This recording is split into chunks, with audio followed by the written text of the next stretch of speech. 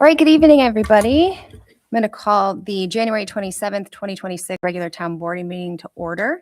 Will the clerk please call the roll? Councilmember Rama Subramanian. Yes. Councilmember Polofsky. Here. Councilmember McPartlin. Here. Councilmember Brennan. Here. Supervisor Cassiadorian. Here. Everyone rise for the Pledge of Allegiance. I pledge allegiance to the flag of the United States of America and to the republic for which it stands, one nation, under God, indivisible, with liberty and justice for all.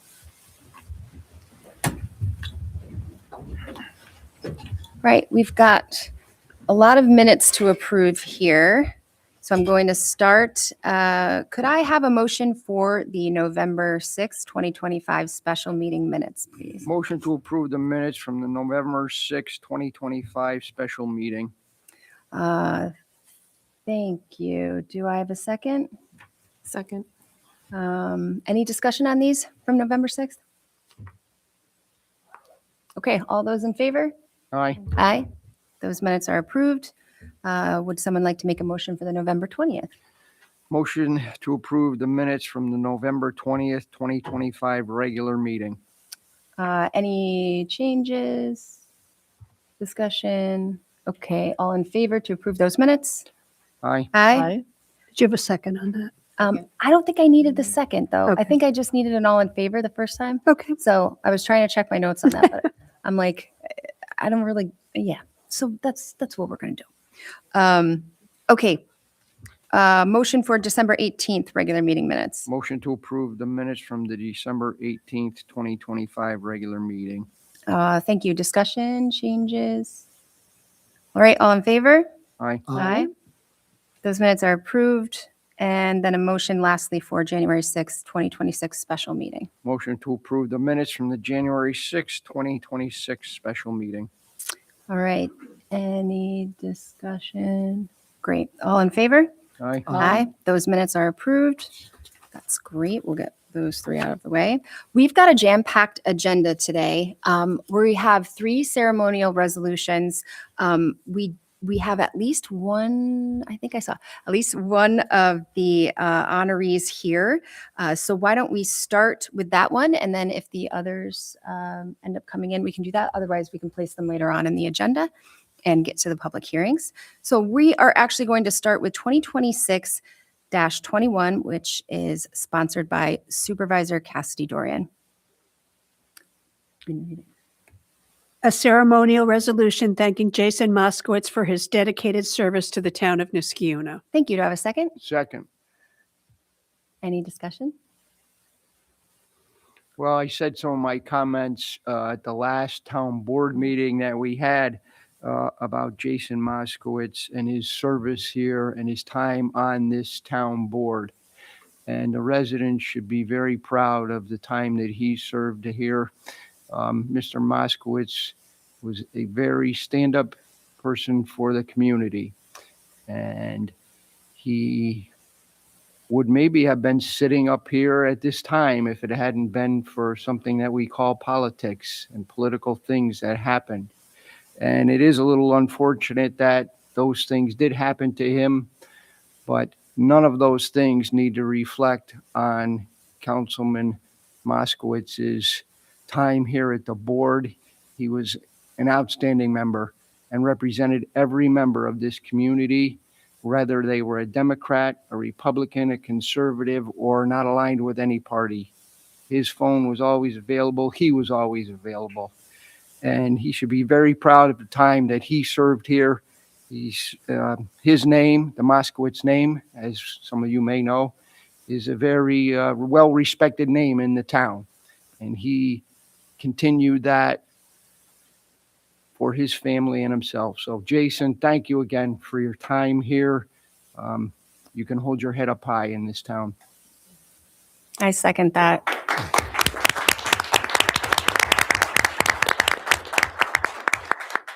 And I wanted to add something quickly, please.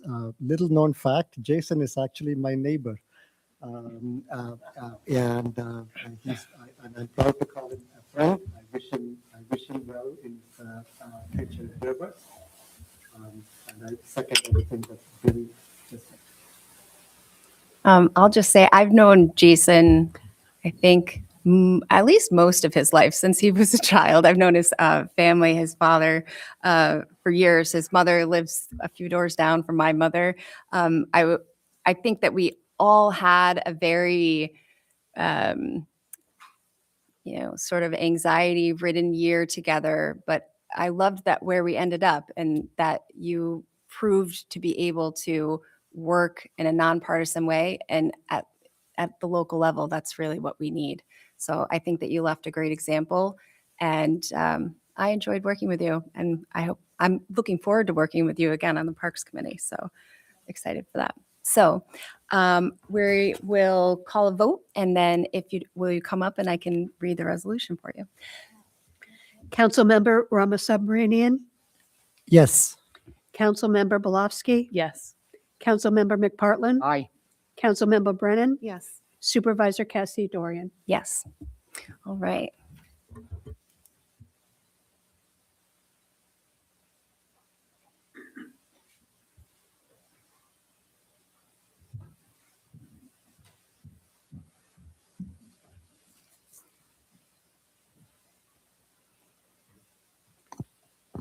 I'm fairly certain. Okay, yeah, it is on.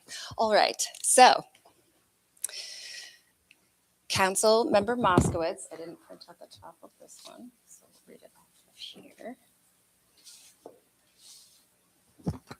The following resolution was offered by Councilmember Ramasubramanian and Councilmember McPartlin. Be it resolved by the Town Board of the Town of Niskayuna as follows. Whereas Jason Moskowitz was elected to the Town Board of the Town of Niskayuna in November of 2021 and took office in January of 2022. He was the first Republican council member elected in Niskayuna in 25 years, since 1997.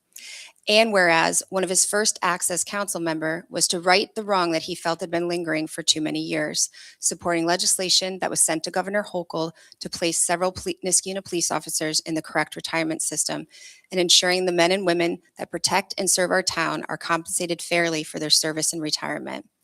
And whereas Councilmember Moskowitz recognized the importance of maximizing the wastewater treatment plant's upgrades and creating a revenue stream to offset the costs.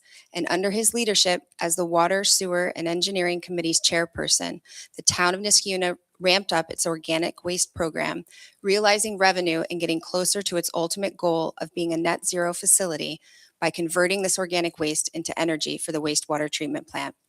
And whereas, as a former 911 dispatcher, Councilmember Moskowitz understood the critical need our country has for blood donations, and hosted the town's first ever American Red Cross blood drive. But he didn't stop there. During his tenure, he successfully hosted 6 blood drives and collected a total of 148 units of blood. And whereas Councilmember Moskowitz heard the concerns of Niskayuna parents who had watched the Buffalo Bills safety Damar Hamlin's cardiac arrest, and noted that the right tools and immediate response were the difference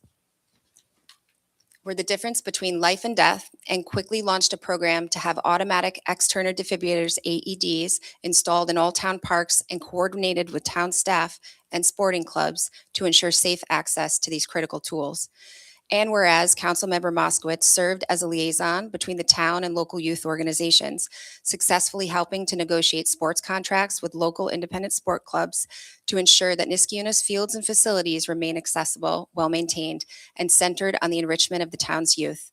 And whereas Councilmember Moskowitz remained a steadfast advocate for the sanctity of Niskayuna's residential character, consistently and promptly addressing resident concerns regarding quality of life issues throughout Niskayuna neighborhoods, from traffic safety to noise to property maintenance, ensuring that every citizen's voice was heard and their concerns were met with actionable solutions. And whereas throughout his term, he acted as a diligent steward of the taxpayer's dollar and a voice for transparency, providing critical oversight and a balanced perspective that strengthened the deliberative process of this board.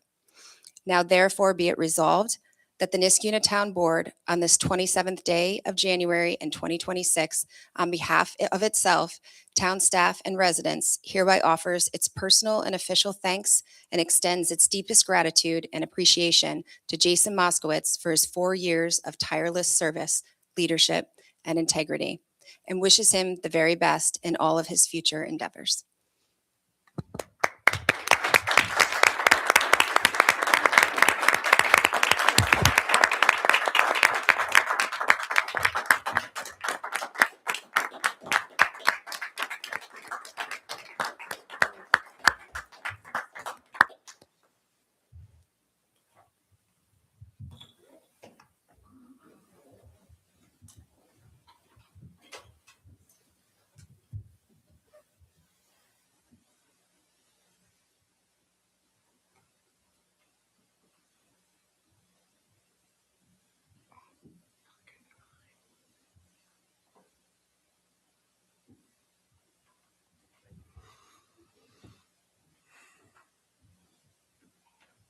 Few words, Jason?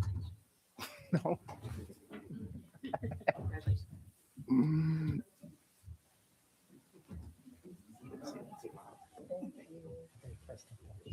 Thank you, Jason.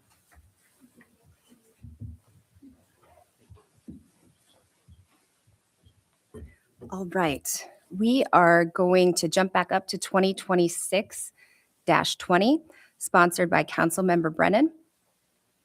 A ceremonial resolution thanking Joe Drescher for his years of service to the town of Niskiuna.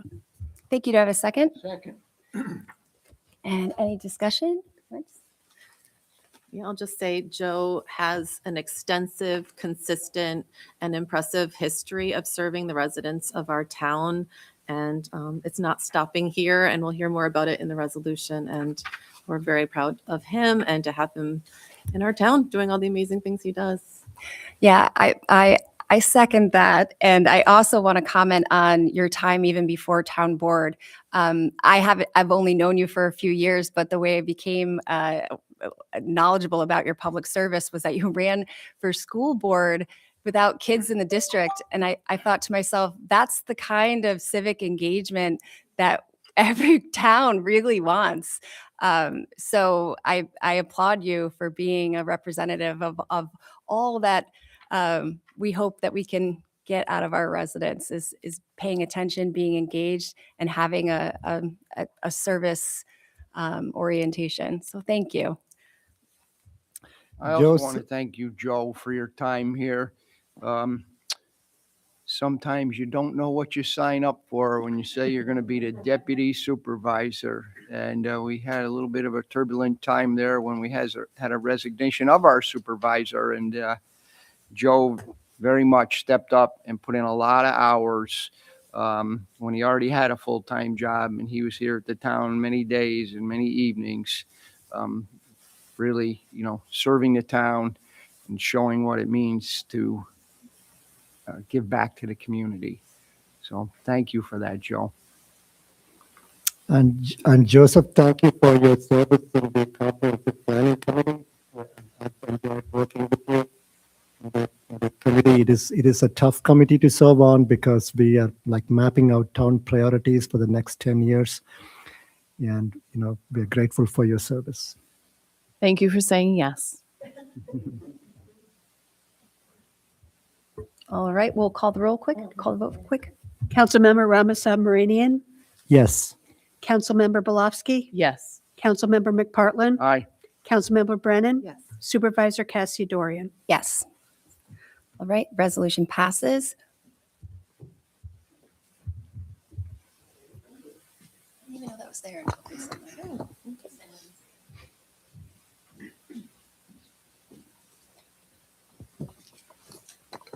He always dresses so nice. This is the second different suit one today, too. Stop it. Love it. Be it enacted by the Town Board of the Town of Niskiuna as follows.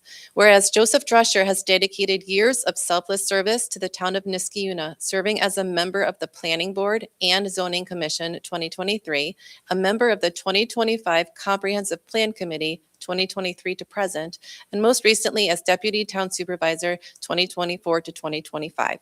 And whereas during a period of unexpected transition in 2024, Joseph Drescher answered the call to serve as acting town supervisor, providing a steady hand and leading the town with grace, dignity, and a commitment to continuity that ensured town operations remained seamless for all residents. And whereas, as a full-time family law attorney, Joseph Drescher brought a sharp legal mind and a compassionate perspective to the board, offering good guidance and a pragmatic approach to complex municipal challenges to make Niskiuna a better place for every family. And whereas, his commitment to public safety is exemplified by his longstanding service at Niskiuna Fire District 2, where he has served in various roles since 2025 as president, fire captain, second lieutenant, and secretary, proving himself to be a leader who is comfortable in the firehouse as he is in town hall. And whereas, throughout his various roles, Joseph Drescher has been known as an exceptionally kind, smart, and helpful colleague who utilized his sense of humor to build bridges and foster a positive environment even during the most demanding town board sessions. And whereas his work on the Planning Board and Comprehensive Plan Committee has been instrumental in shaping the future of Niskiuna, ensuring that growth is balanced with the character and community values that he holds dear. And whereas Joseph Drescher represents the very best of public service, stepping up when needed most, leading with humility and consistency, and consistently putting the needs of his neighbors above his own.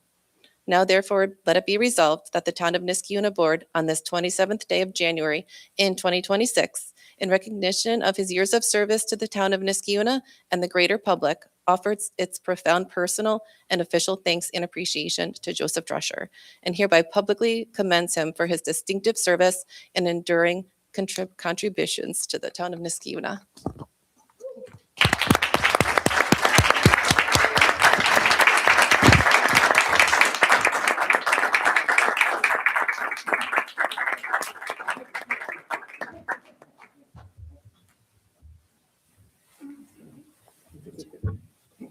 Congratulations.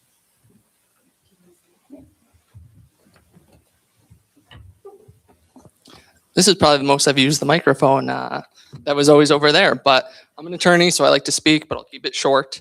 When I finished law school in 2014, I was living in Boston, and I decided to move back home here. And I said I was going to use my skills that I learned in law school to try to help my community. So the first thing I did was I joined the fire department, and anything they needed, I stepped up. Whether they needed a secretary, a lieutenant, a fire captain, president, I was your man. I then joined the PTA over at Van Antwerp, where my wife was a teacher at the time. We were already going to events, and I figured, why not help plan them? My first meeting, they said, we need a co-president. I said, I'm your man. So I stepped up.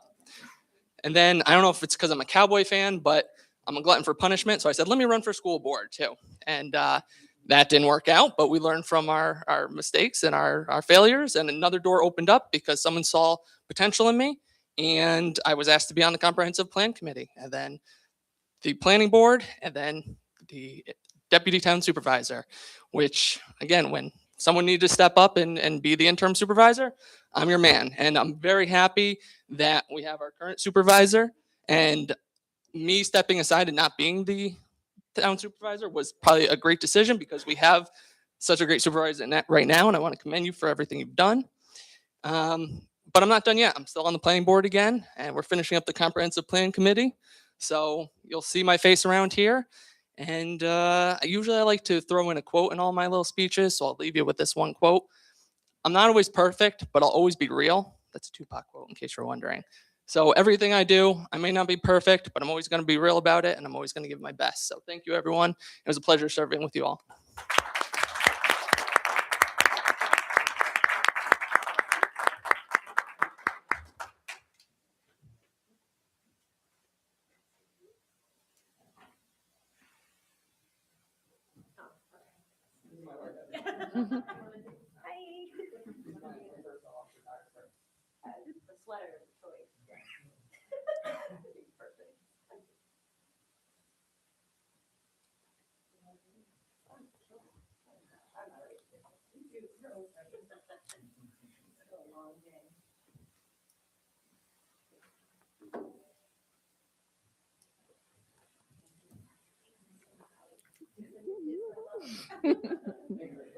Thank you so much.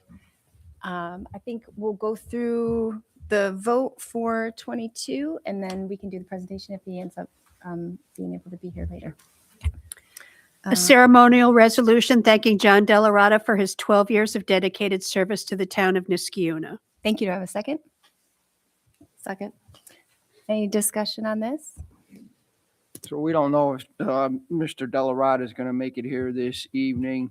If he does, we will present the resolution to him and read it all, but just a few highlights here. It's 4 pages long. They had to put it in very tiny print to get it in here in 2 pages. It's a lot of stuff. Well, when you're here for 12 years, a lot of things happen. John was on the Economic Development Committee for pretty much all the years that he was here at the town, and saw a lot of things. Electric cars for our building inspectors, LED lighting in the town, complete streets committee. I'm just reading the highlights here. He was involved in starting and continuing many good things here at the town of Niskuna, running for 3 terms successfully. And again, another individual in our community that gave back, served his time, served the community, and we really want to thank him. And I personally want to thank him for the time that I spent with him on this board. Any others?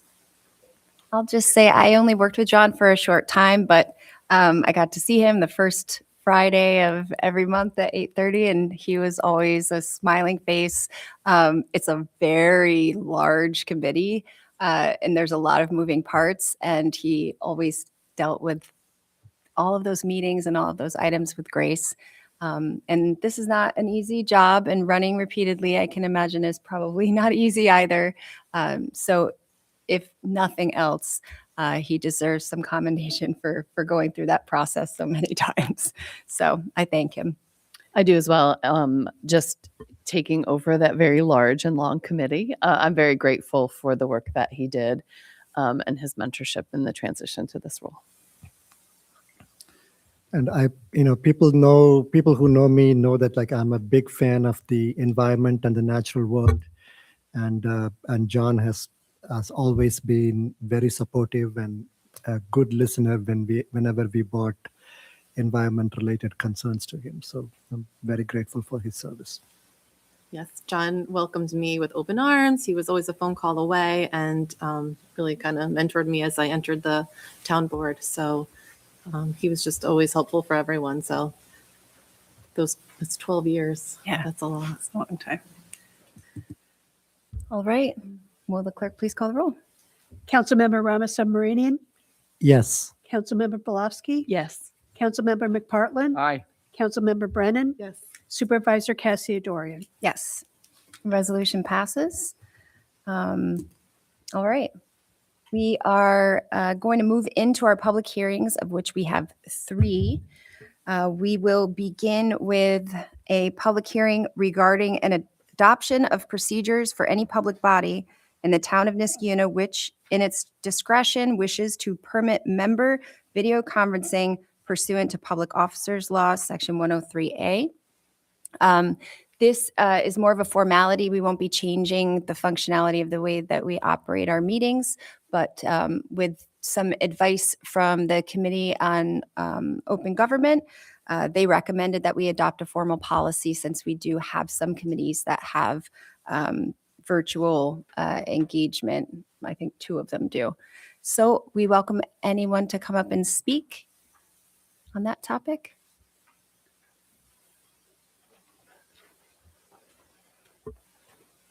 Good evening. Joseph Yekel, 914 Roman Ave. I think it's a good idea overall. The only thing that I would say to you is that there's real value in the face-to-face meetings between the town staff and the public. So to the extent that this happens in limited occurrences for specific reasons, that's a good idea. And so, I know this has been used in many other organizations and in public bodies. So I think it's a good thing to pursue. And I just, with the caveat that we want to see you face to face as much as possible. Okay, thank you. Thank you. Would anyone else like to speak? All right, with that, we will close the public hearing regarding the adoption of procedures for video conferencing at meetings. And we will open a public hearing regarding a cable television franchise agreement with Charter Communications, Inc. And I'll just say thank you to Mr. Yekel, who's a resident and used to work for Public Service Commission and what offered to go over the agreement for us to make sure we weren't missing anything that they might try to add. This agreement only comes up every 15 years. We are operating on an expired agreement, so we went back and forth a few times. A version of that has been put in the agenda, and I welcome any comments on it now.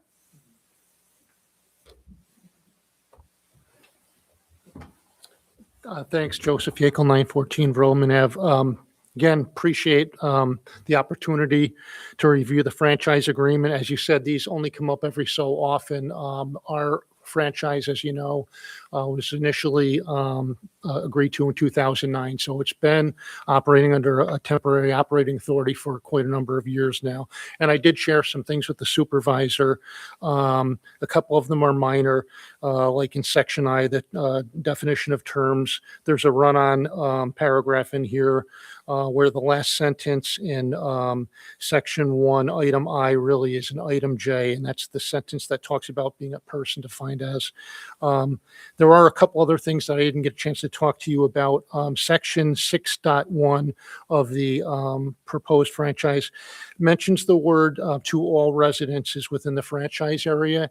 I think you may want to think about taking a look at that because the word residences is not a defined term in section 1. You may actually want to think of using the word passings. Passings is known jargon and used in the cable industry, and a passing represents any type of a property. It doesn't have to be just a residential dwelling. So as you know, in the town, we've got businesses, stores, commercial buildings, public buildings. All of these are passings, but that's not captured in this language. So, and I can share this with you afterwards if you're interested. I also see that there is language in the new franchise agreement that's different than the old that says the grantee shall have the right but not the obligation to extend the cable system into any portion of the franchise area, including annex areas. The reason why this concerns me, having read it a second time, is that it doesn't necessarily comply with the line extension rules of the 890 rules of the PSC. So if an individual wants to have cable service, the town has to provide it as long as they meet line extension requirements. This doesn't seem to have the same type of language. This almost leaves that up to the cable operator's choice whether or not they want to extend into an area that's not the primary service area. So I think you might want to look at that section 6.1. There's also a section that was in the old franchise agreement that I don't see in the new one. And again, sorry, I didn't share this with you earlier, but in the old franchise agreement under section 8 on the facilities and equipment, there was language in here that provided free video service, one outlet to the public schools, the firehouse buildings, and any other buildings that were owned by the town. Now, this language has been removed from the current franchise agreement, and I know Charter has been doing something to modify their franchise agreements going forward, and a lot of this language gets taken out, but I will tell you that there are other municipalities in the local area that still have this kind of language in their franchise agreements. Now, I don't know how many of the buildings the town has that you took Charter up on that offer, or Time Warner at the time, but you may want to rethink about this one because it does save the town a little bit of money by having that in there. Then the other last thing I just wanted to mention, in the old franchise agreement in section 9, customer service and protection, there was language in there that said the company will comply with consumer protection and franchise billing practices in parts 890 and 896 of the PSC rules. Those are important rules. I think you should revisit this and maybe add some language in there that says something to the effect that the grantee shall comply with the cable customer service and consumer protection rules of the FCC and New York State PSC. They're not exactly the same, but they're very, very similar. And this is important language to have in any franchise agreement so that the company knows that it's got to abide by both state and federal rules.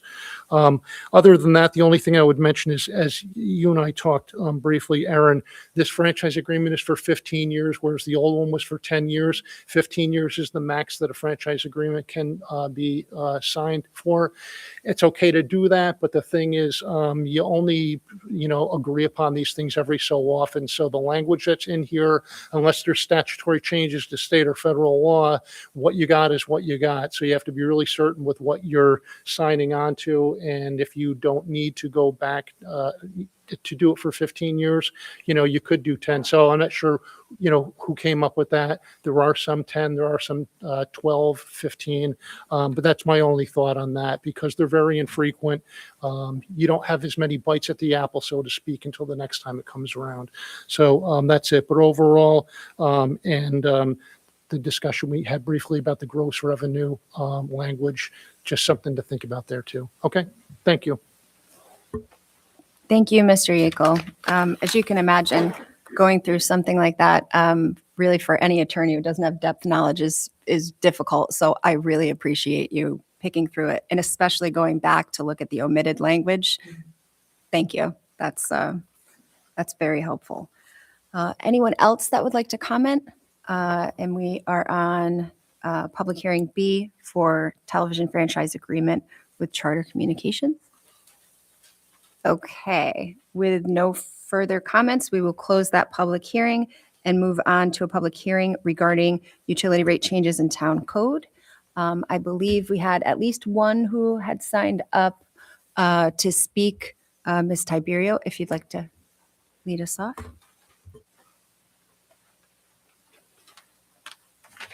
Happy New Year, everyone. Welcome to the new board members, deputy supervisor. Okay, I just want to discuss the water fees. This all began with misinformation that was a surprise to a lot of the taxpayers. The initial water bills went out and that understated the new rates. Now, recently, the town has taken some really positive steps. The website has been updated. The tools that allow residents to estimate their water bills are all very, very helpful. And I really appreciate that effort. But while the town has explained how water rates are now being calculated, there still is a major omission when it comes to explaining why those rates needed to increase so much. Over the past 2 years, the water department expenses have gone up by about $2 million, or more than about $1 million a year. So my questions are pretty simple. Have these increases been reviewed or audited? What is specifically driving all of these costs? Are they due to higher water use, water losses from breaks, aging infrastructure, or day-to-day operational issues, or really a combination? Can we have a clear breakdown? Tonight's focus has been on the rate formulas. That work was clearly done by Ref Tillis. However, what needs to be done is a clear breakdown of nearly $1 million a year extra in new water department costs, and that these rates are meant to recover. From a resident's point of view, this feels like setting rates first and then not really explaining why the increase in costs for the entire water department is occurring. I understand the town's need to cover its expenses, but residents deserve to know whether these high charges are the result of increased usage, longstanding underbilling, or problems with the system that are driving costs up.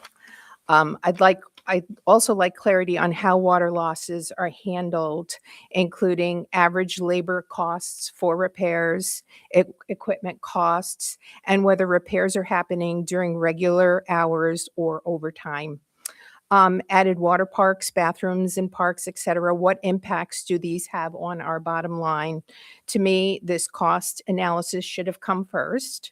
My hope is that this information will be clearly spelled out on the website so residents will have a clear understanding of what events led us to where we are now. Thank you very much. Thank you for your comments. I don't think we have anybody else on the list, so anyone else who'd like to speak on the utility rates, feel free to come up now. Good evening, Dan Sexton, Orland Drive. Aaron, I sent you a letter on January 15th, email, and I didn't get a response for that. So I'm going to read it here and hopefully we can. I did send you a response. I don't know why you're not getting my emails. I know. Oh, that's too bad. Well, maybe we can sorry. talk those out here. So I had a few concerns, and basically, and I'll summarize. Basically, my concerns are we actually pulling in enough revenue based on what was stated in the meeting where we reviewed the Raftellus report. The new rate plan is based on a flat revenue assumption, and this was stated in that meeting. The number used for 2025 water rents was $4.29 million. However, the 2025 budget assumed that water rents were $4.8 million. So the question there is, what was the actual revenue for the water rents in 2025? And maybe you've got that now, but we didn't have that then. Excuse me. You also stated that the March water bill will reflect the current rate because it's the actual usage from up to December 31st. So that's the bill coming this March. It was actually the water that was consumed from the end of January to the end of December, or I mean, the end of June to the end of December, beginning of July.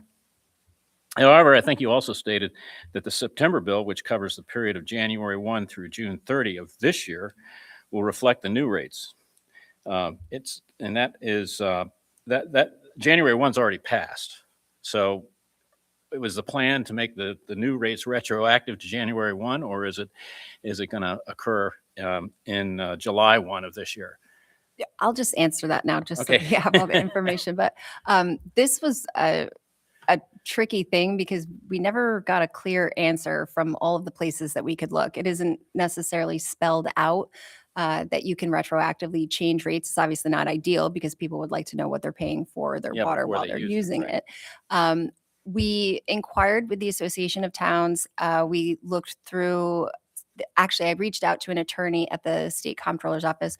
Nobody had clear understanding about whether or not you could or couldn't, because the language is essentially the town board has the authority to set the rates.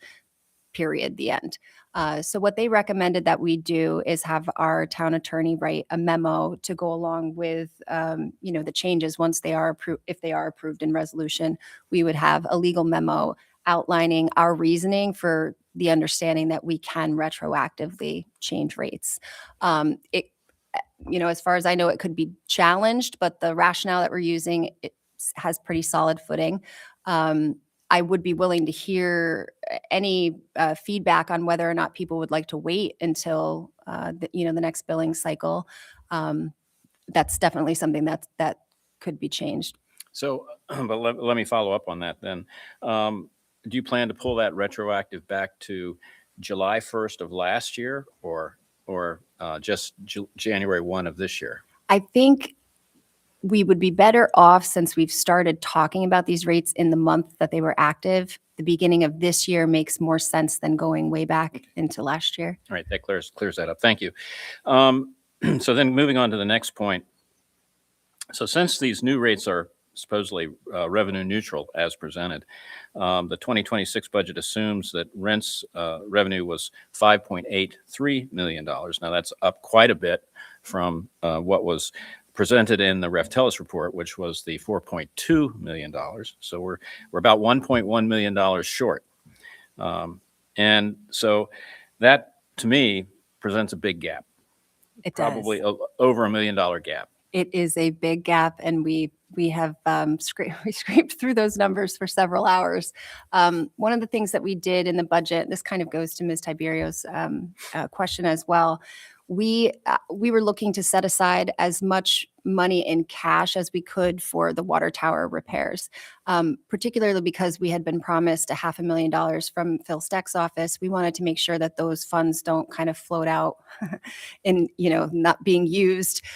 We could get through one of the projects with the $500,000 plus the $700,000 that we had set aside in this year's budget. Because we have decided at Raftellus's encouragement that we keep things revenue neutral, that $700,000 will be the bulk of where we're going to make up the gap. The rest of the funds, It's really a target. It could be a dry year. It could be a wet year. We don't know what's going to come in. We'll have to hope that we have something closer to the revenue that we're looking for, but we do have enough fund balance in water that we could cover some losses if we needed to. Not 1.1 million, but a couple 100,000 is not going to put us into any danger. Yeah, so what you're saying, I think, is instead of putting 700,000 into, which was what was in the 26 budget, Mhm. putting 700,000 into the Reserve. fund. Yeah. You're going to pull money out, No, we're just not going to. potentially pull money out. No, we're not pulling any money out of the reserve fund. We're just not going to be putting any in. So Well, if- if you have to cover the 26 budget, where's the extra money going to come from? Because it's not 700,000, as you just stated, it's over $1 million. So we have two funds. One of them is just the fund balance, whatever is left in the fund that we use for operating. We also have a repair reserve fund that's set aside for, what would be water break projects. That was set up a long time ago when we didn't have so many water breaks. Now that we have so many water main breaks, it's become a part of our operating budget because we have so many per year. It kind of has to be.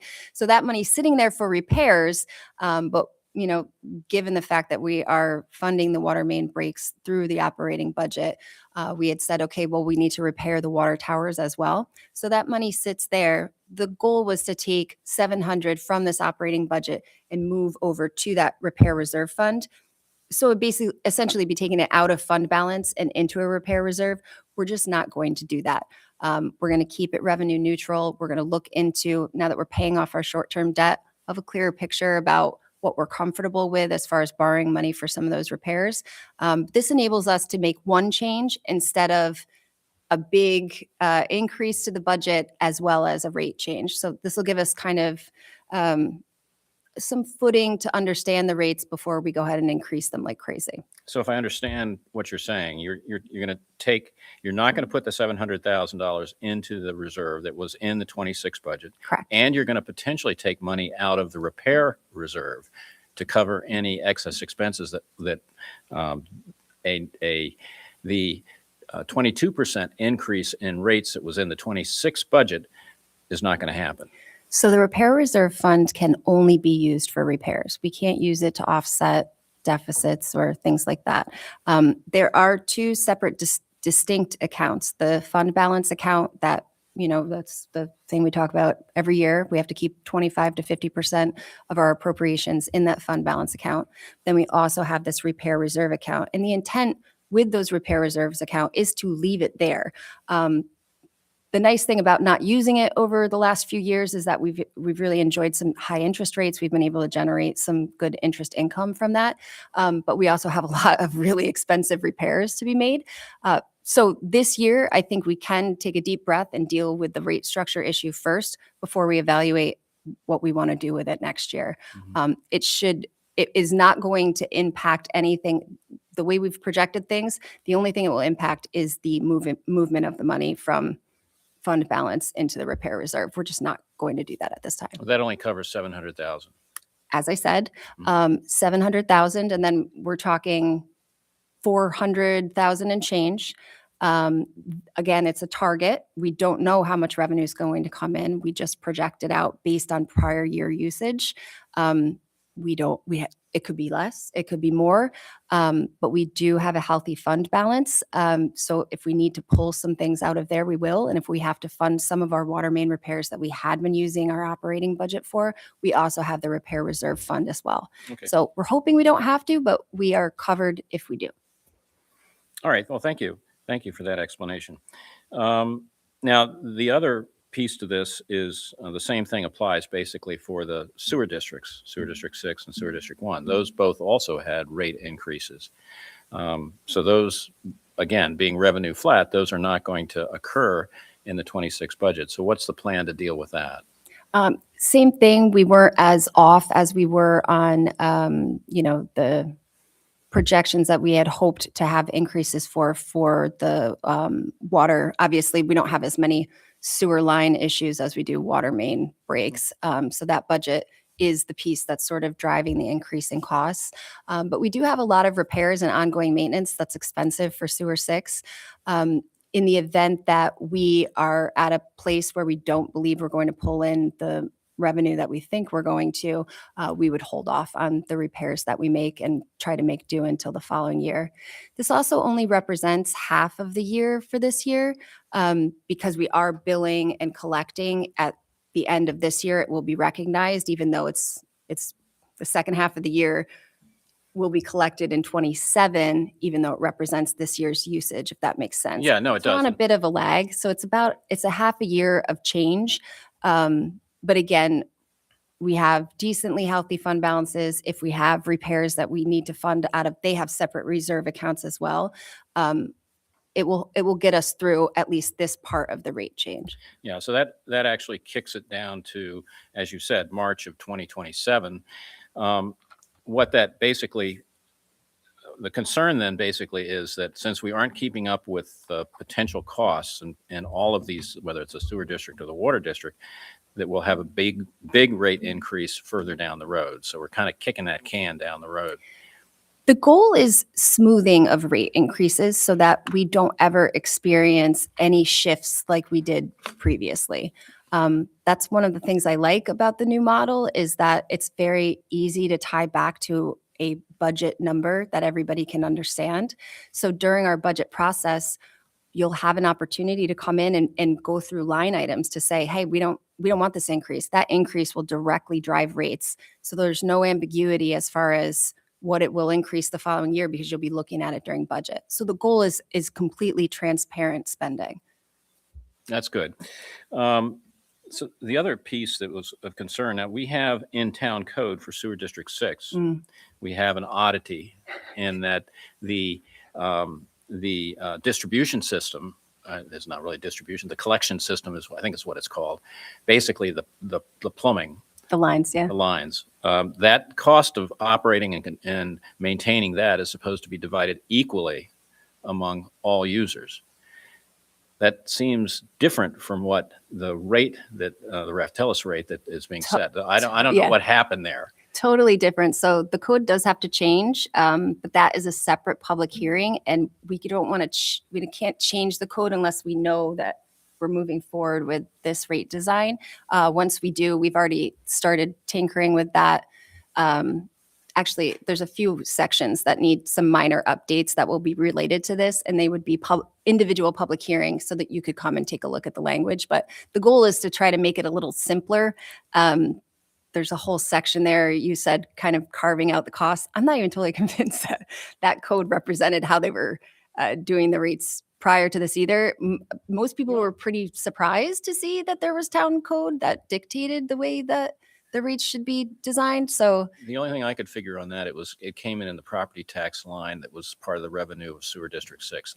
I don't know. well, and then the way that it was done for sewer 6, it was only sewer 6. And so Yes. now we've kind of consolidated a bunch over the years. So the whole thing needs a nice, fresh and clean look, and you'll have an opportunity to look at that language. So we'll be again. going over that, and I appreciate that. I think that needed to be clarified. Okay, well, thank you for the responses on all of that. And I'm just want to reiterate the fact that my concern, whether it is a concern of yours or not, is that we're setting ourselves up for a larger rate increase because we haven't put in the necessary rate increase to meet the 2026 budget, and that we're really setting ourselves up for failure.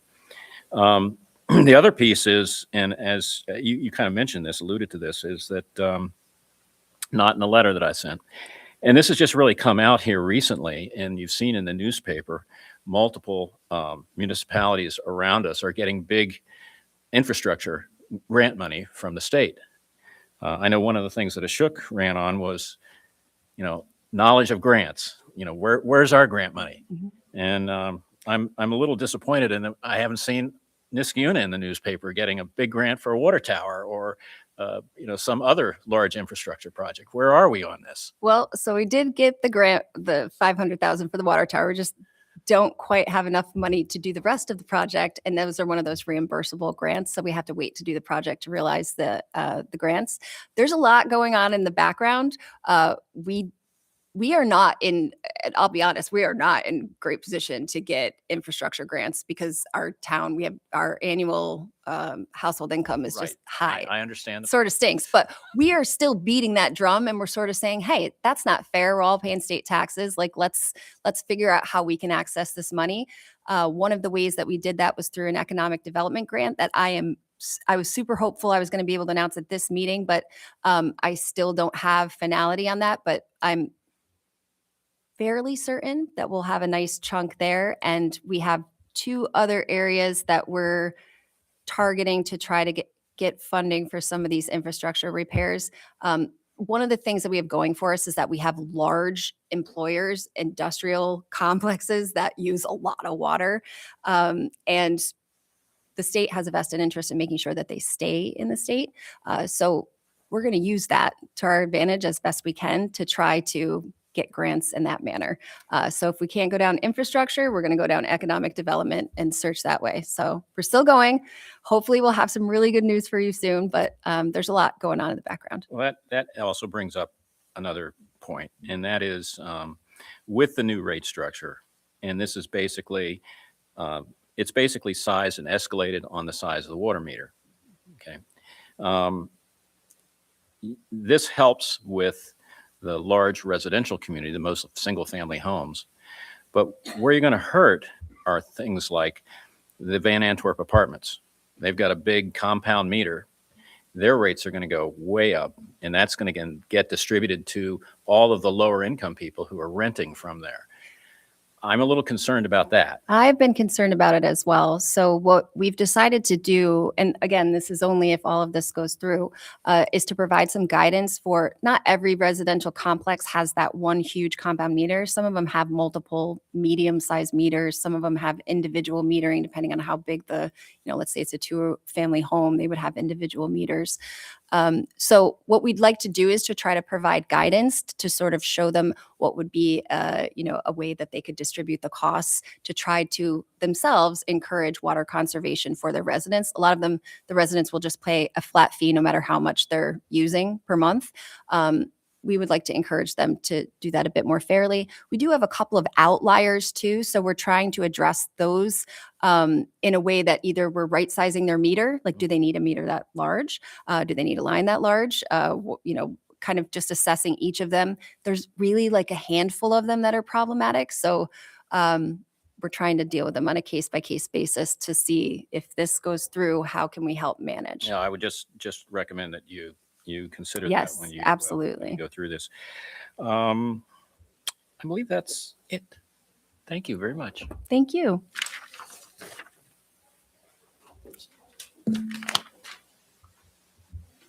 Anyone else? May as well make it 3 for 3. Hi again, Joseph Yeakel, 914 Vroman. Wanted to first start off by saying I think the communication aspect and the information put out for the current rate design and the changes to utility rates far, far better than what we saw a couple of years ago. As Natalie mentioned, the calculator on the website, the FAQs, there's been a lot of talk about it, so that's good. I'm just going to pull a couple of different things off the top of my head. Out of 3 different rate designs that I looked at with Raftellus, this 3rd iteration, which is the one that we're talking about this evening, in my opinion, is the best of the 3. Although there's some slight variations between all 3 of them. This 3rd Raftellus rate design provides some better pricing on the billing for people that are on the very, very low end of the usage. Now, that's not going to be very many because I'm talking far below what the average user is. But when you look at the overall pricing that comes from Raftellus 1, 2, and 3 versus what we're currently paying, even though the rate design itself is very different based on the connection, water connection size and some other things. For the average user, the pricing that they're going to pay is very, very similar. It may be a couple of cents to a few dollars. In my case, I'm in Sewer District 6 and I use about 30,000 gallons a year. I'm going to see about maybe a $7 or $8 difference, I'll save about $7 or $8 versus what I'm currently paying right now. So about $15 a year for me. And there's a lot of us, there's several thousand people that are in that range. It's not a big savings. And the reason why I bring this up, although it is an improvement over the current design, the initial issue that got everybody worked up in the town over the last couple of years is when the new rate design went into effect. The rates went so high that it caused obviously lots of problems. So this is a lessening for some. It's going to be more for others, but it's not a tremendous difference. And again, it's largely driven on the budget. So if the budget numbers are high, there's only so much you can play with. You can tinker on, it's like a, pivot on an axis. You can tinker the low end and the high end, but the people in the middle are probably all going to be paying about the same. And that's kind of where we're at. So there's that. I appreciate all the work that went into it, but people are still going to be paying generally much higher than what they were paying. Then the other thing I wanted to mention, and you brought this up, we talk about things like lost water and the usage in the town. Now, historically, the town has used about the same amount of water annually. We're around 1 billion gallons, and we buy anywhere from 400 to 600 million gallons annually from the city of Schenectady. That's what we always do. But of that, about 250 million gallons is in this lost water category. We're all paying for that. And 250 million gallons of water out of the 1 billion, it's 25% or so. That's equal to 3 months worth of water that is literally going down the drain.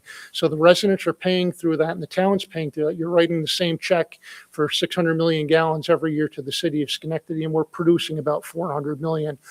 But we're still paying for it whether or not we use it. So when we talk about water conservation, there's hundreds of millions of gallons. And that falls into things like, and I'm talking to the choir here, you know this, it's water main breaks, but it's also things like hydrant flushing, right? And it's other uses. So I think Dan would benefit and the town would benefit from doing a really comprehensive review of things like just something simple like hydrant flushing, and see if you're following the same protocol every time you flush the hydrants. How many gallons are you dispensing? Are you doing it consistently? Because all that water is what we're paying for. There may be a process that may recoup some. Yeah, who knows what it may be. The water main breaks, there's areas in the town that have chronic problems with water main breaks, and they're not necessarily the old sections of town. It can be fairly new water main that's having problems with it. And I've looked at, probably 400 of the water main break reports and seen a lot of information there. I wouldn't mind talking with Dan on that again, but Natalie brought up, cost for that and overtime versus straight time. How many people do you have on a crew? Do you have the right type of equipment, materials?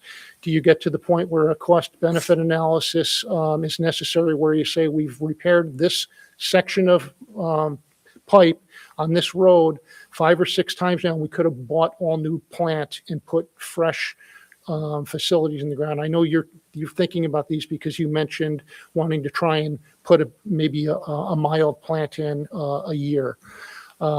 But all these things need to be looked at in order to try and manage that budget number.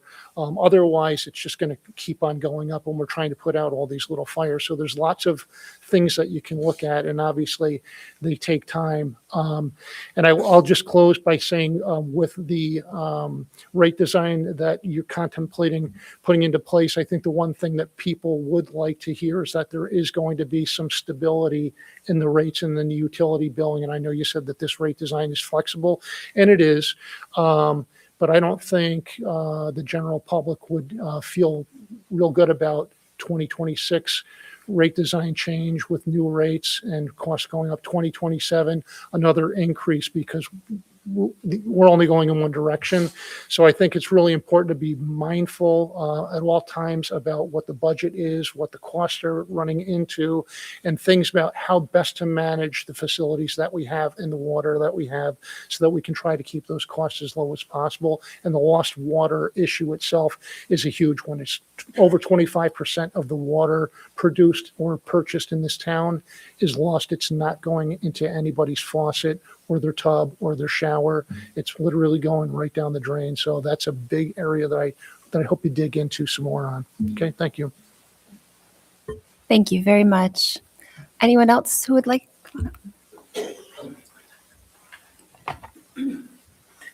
Thank you. Good place, nice new faces in the town board. Good luck to both of new people and all the ones. Thank you. I don't know if this is the privilege of floor or not, but the water rates, I was wondering. Oh, my name is Elizabeth Paul from 1930 Hillside Avenue, St. Paul's Indian Orthodox Church. The rates for the non-commercial properties, can you explain to us or what we have to do? We represent the temples, Knights of Columbus, and all other small non-commercial properties. And for example, sorry to bring this again and again, $30 from $930 and 10 members or 15 members in our church. How are you going to afford to pay this bill? And is there any plan for that? Also, is there any way you can check our meter? And is there any breakage or the water is leaking? Because I am the one who's cleaning the bathrooms. I always say that. Right? So, if we can check and see, and if we can come up with a nice solution for our plea again and again, it will be helpful. Thank you. Thank you so much. I think you'll be happy to learn that instead of your meter being distinguished as a non-residential versus residential, regardless of the type of property, they'll all be treated the same. So you'll be paying the same base rate as a residential meter. And I already checked on yours. I know yours is a 5/8. So your size, you should realize you would be one of the groups of people we were really trying to address. So if you have more questions or you want us to calculate it based on your past usage, I could send that information over to you so you know what to anticipate too. Yeah. Anyone else who would like to speak? I have a number of questions. Sure. Hi. My first name is Sarah. I'm happy to give my last name and my address separately just for privacy reasons, if that's okay.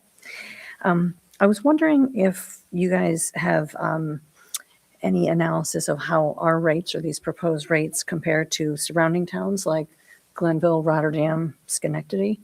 Was any analysis of that done as part of our rate proposal? Yes.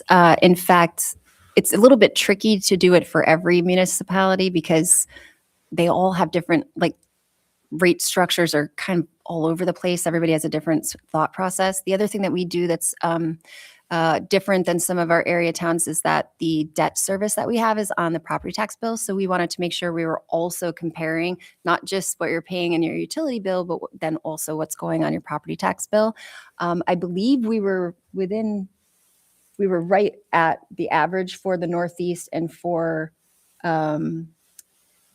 nationally as well. So do you want to speak to that? Because I think you had sent that over, right? Yeah, so I had a communication with the specialist from Raftalis. His name is Phil. And I had actually asked him this exact same question, like, everybody is talking about rates.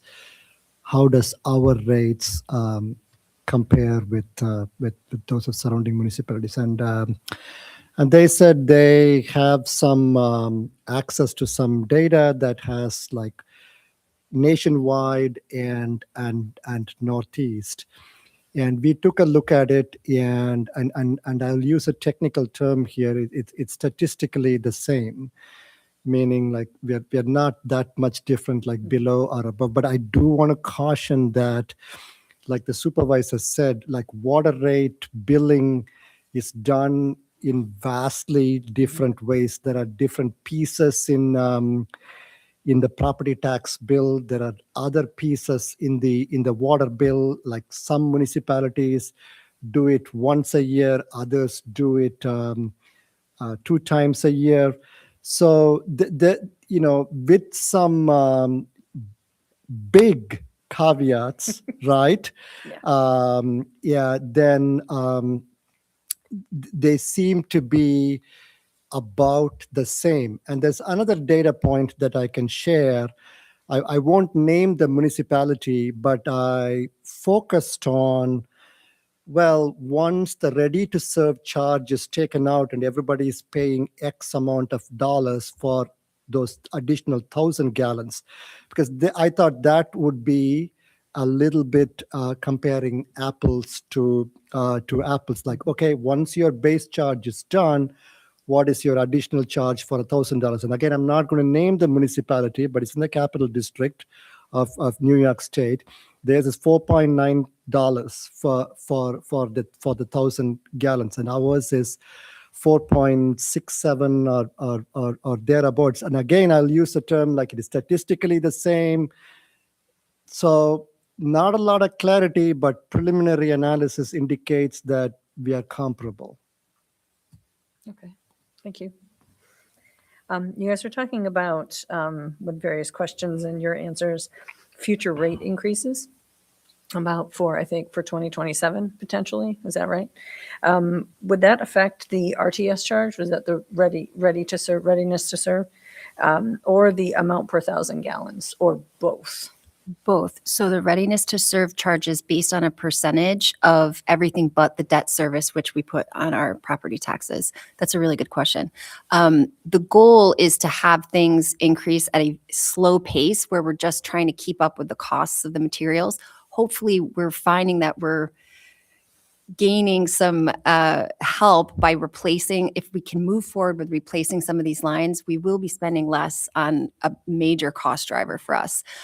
So we do anticipate a leveling off, but the promise that we're making is that you'll know what to expect, and it won't be it will never be this type of change that we've experienced over the last 2 years. It will be a very gradual, similar to inflation, increase in costs as we all experience. Thank you. Did I hear you right when you were talking about that these would go into effect for the second half of this year if everything was approved, and we would see it on our bill that would come out to be paid? October-y, Yeah, end of the year, is that somewhere in right? there. Yeah. Okay. This is, okay, sorry. So I just wanted to clarify also about the 1,000 gallon rates, or the rate per 1,000 gallon. If a home uses 8,100 gallons, they pay the 9,000 gallons worth, right? It's prorated. So you would pay, if you didn't use it's like, what is it, $4.67? Yeah, Oh, if you use, I thought it thereabouts, was yeah. whole thousands. no, there's no like cut off, like, oh, you already went over 9,000. So we just use the $4 and just to give a nice, it's Okay. easier to look at. I Yeah. That surprises me. I Okay. would have thought that it would have gone up to the next 1,000, round up, Okay, thank you. That was, Another crucial distinction to make with the new rates is like there is no distinction between residential, commercial, nonprofits. Yep. That was going back to Elizabeth's point. Like that's what drove up some of the water bills, like really high for nonprofits because they got bunched in with commercial, and then like that's what. So that is eliminated. It's just the diameter of the intake pipe that comes into Niskayuna, and 96% of Niskayuna residents have the 5/8 inch diameter pipe. thank you. I had one last thing, but it's not specifically related to the rates, though it is related to the billing for water and sewer. Yeah. And it could be a side note, and you can tell me to go away and come back another time. I understand. One of the things that has always gotten me about paying for my water bill is I don't want to pay a surcharge for paying by credit card, but I really want to pay by credit card to make my life easier. And I was searching today, although I've searched before, I found it, but now I couldn't find it today, of course. I believe that there have been some studies done about the amount of administrative cost to municipalities for handling checks and how much that costs the town versus you can just basically you make up for it if you were to accept credit card payments and not have to charge a surcharge to consumers, right, to the residents. Today I could not find that information, so give me more time maybe. But I wondered if this was something that the town has either considered pursuing or would consider pursuing going forward, because the amount that it would lessen the administrative side, I think, would be offset by the convenience to residents with something where we could just be like, oh, let's just pay by credit card and not have to pay the stupid fee. So I wonder, is that something that could be pursued or that you would consider pursuing in the We're future? for absolutely every charge that would be paid by credit card. We're looking to, right now we have 12, I think, different payment processors. And if you know anything about credit card payment processors, you know that your rate is directly related to the volume that goes through those credit card systems. So the more volume that you have, the less of a rate that we have to charge. So having 12 different ones, obviously not ideal.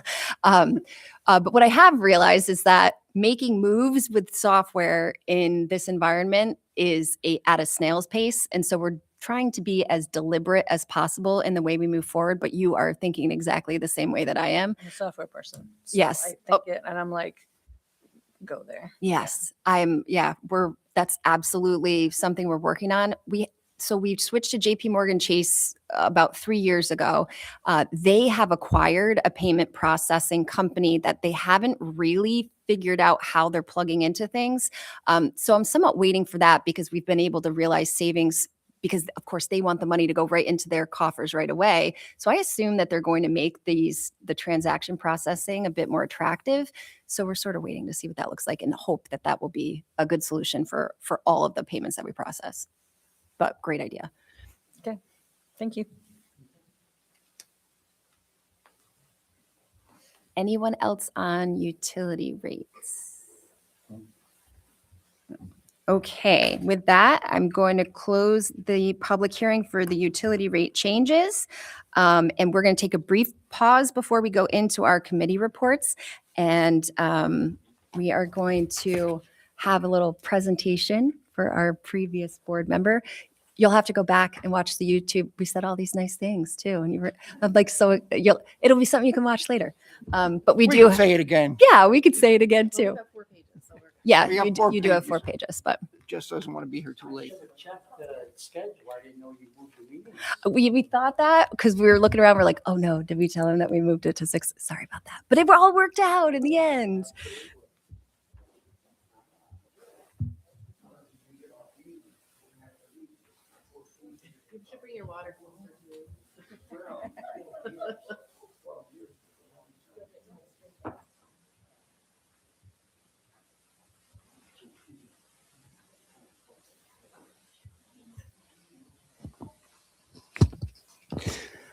Thank you for coming tonight, John. This is a resolution thanking John Delarada for his 12 years of dedicated service to the town of Niskayuna. Whereas John Delarada was first elected at town board in 2013, began his distinguished service in January 2014, serving 3 consecutive terms on the town board and providing 12 years of leadership and dedication to the residents of Niskayuna. As a steadfast advocate for the environment, Councilman Delarada championed pesticide-free pledge, composting programs, low-mow initiatives at Blatnick Park, supported the Tree Council, annual Arbor Day giveaways, successfully helping the town maintain its Tree City USA status for over 10 years. Whereas his commitment to stability led the town board achieve the Bronze Climate Smart Communities Award, a process which includes the installation of EV charging stations at town hall, local parks, EV cars for our building inspectors, also helped with LED lighting, upgrading the town hall boiler, greenhouse gas inventories, natural resource inventories, successful electric vehicles, solar and solarized campaigns for residents. There's a lot of stuff on here, John. A lot of stuff. You helped drive the creation of Niskayuna Complete Streets policy and the formation of the Complete Streets Committee, helping to secure over $2.2 million grants for transformative projects, including Flower Hill, Zenner Soccer Field, multi-use paths, sidewalk extensions on Plum Street, Palmer Ave to improve school access and safer pedestrian crossings at Union Street and St. Joseph's Ave. Councilman Delarada played a vital role in economic revitalization of Niskayuna, supporting the transformation the abandoned Grand Union Plaza into a thriving retail center, helping to bring Market 32, Starbucks, TD Bank, and many other tenants, rejuvenating the town center. Councilman Delarada was also instrumental with the Holocaust Memorial, Kelts Farms, 3900 State Street, the Kia dealership, and the Broken Inn.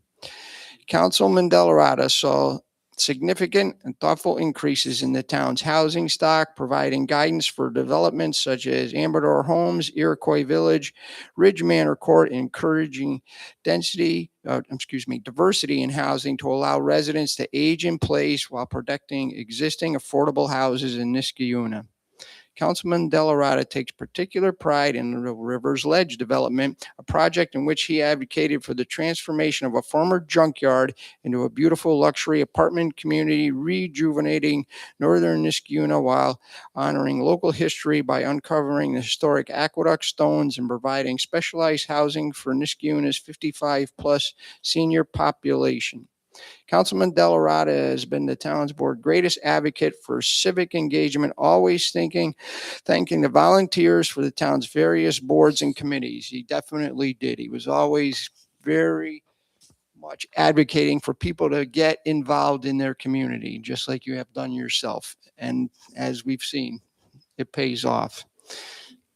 Councilman Delarada successfully guided the town through major legislative updates to the town code, including a historic preservation code, regulation of short-term rentals, and registration of vacant zombie properties, and infamous backyard chicken ordinance. Councilman Delarada consistently prioritized the town's long-term health by supporting critical infrastructure investments, including $250,000 upgrade to River Road Park softball fields, $300,000 upgrade to Aqueduct Park restrooms, and ensuring Niskayuna's recreational spaces remain jewels of the community. During his tenure, he was a steadfast supporter of the planning department and the town planner, Laura Robertson, overseeing the launch of the 2025 comprehensive plan update and approaching every challenge with a unique combination of sharp legal insight, long-term vision, and a lighthearted sense of humor that made even the longest meetings more endurable. We heard about your meetings. They were legendary. After 12 years, Councilman Delarada leaves the town of Niskayuna more walkable, more sustainable, more economically vibrant than when he first took the oath of office, a feat which you should be very proud. Therefore, the town of Niskayuna board on the 27th day of January 2026, on behalf of itself, the town staff and residents hereby offers its personal and official thanks and extends its deepest gratitude to you, John Delarada, for 12 years of exemplary service, leadership, and vision, and wishes you to continue success and happiness in all your future endeavors. Thank you very much, John.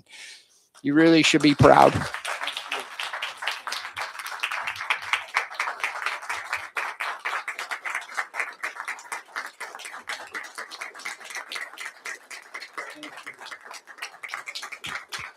It really is something for someone to give 12 years of service to their community.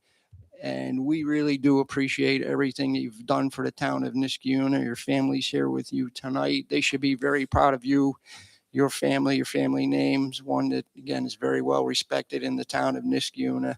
And again, thank you very much for your service. I enjoyed serving with you all these years and look forward to seeing you in future endeavors. Thank you again, Bill. Thank you. Now it's your turn. Thank you very much, Councilman McPartlin. That was wonderful. And I want to thank all of my fellow council members. That was a very nice presentation. But most importantly, I have to thank the employees of the town, especially the department heads. They provide a lot of stability. They have come prepared to work every day, and their attitude is phenomenal. Their assistants are great. From the comptroller's office, we've had Janet Wynn there for as long as I can remember, provided a lot of stability through some changes in comptrollers. Our assessor, Eric Amberger, has been great. Ray Smith has been great. Matt Yetto has been great. We've handed that down to another person who's going to step right in and move it right along, Mr. Wolke. We appreciate that. To all of our employees. It really has made my job a lot easier and very rewarding. So I do want to thank the town of Niskayuna, and I'm very proud to hopefully have left it in a little bit better shape than when I came aboard. So thank you. And I also have to thank the county, because the county has been a big help to the town, and the state has been a big help to the town, and the intergovernmental work that the town and the county and the state has really helped the town moving along, especially with all the grants, with all of the economic development. It's been a great pleasure to chair that economic development committee. As an economics major in college, it was really something that I looked forward to outside of law. And I'm very proud to work with all of the members in the town, especially the department heads. So thank you again.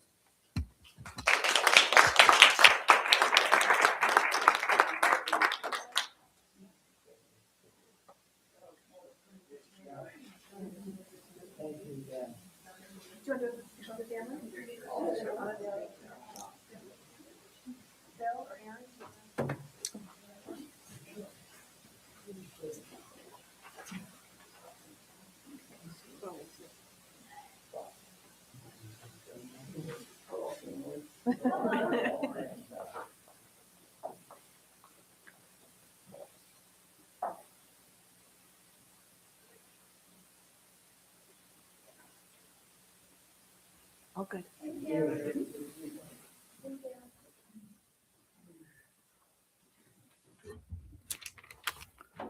All right.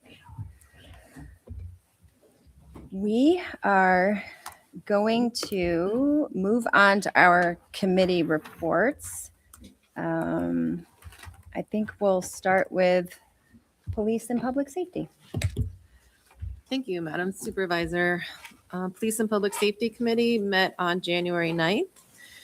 Under operations, Chief Goshen gave us his 2025 end of the year report. A few highlights from that were over $600,000 in grant funding that were secured, the reinstatement of our SRO program with the school district, and our accreditation.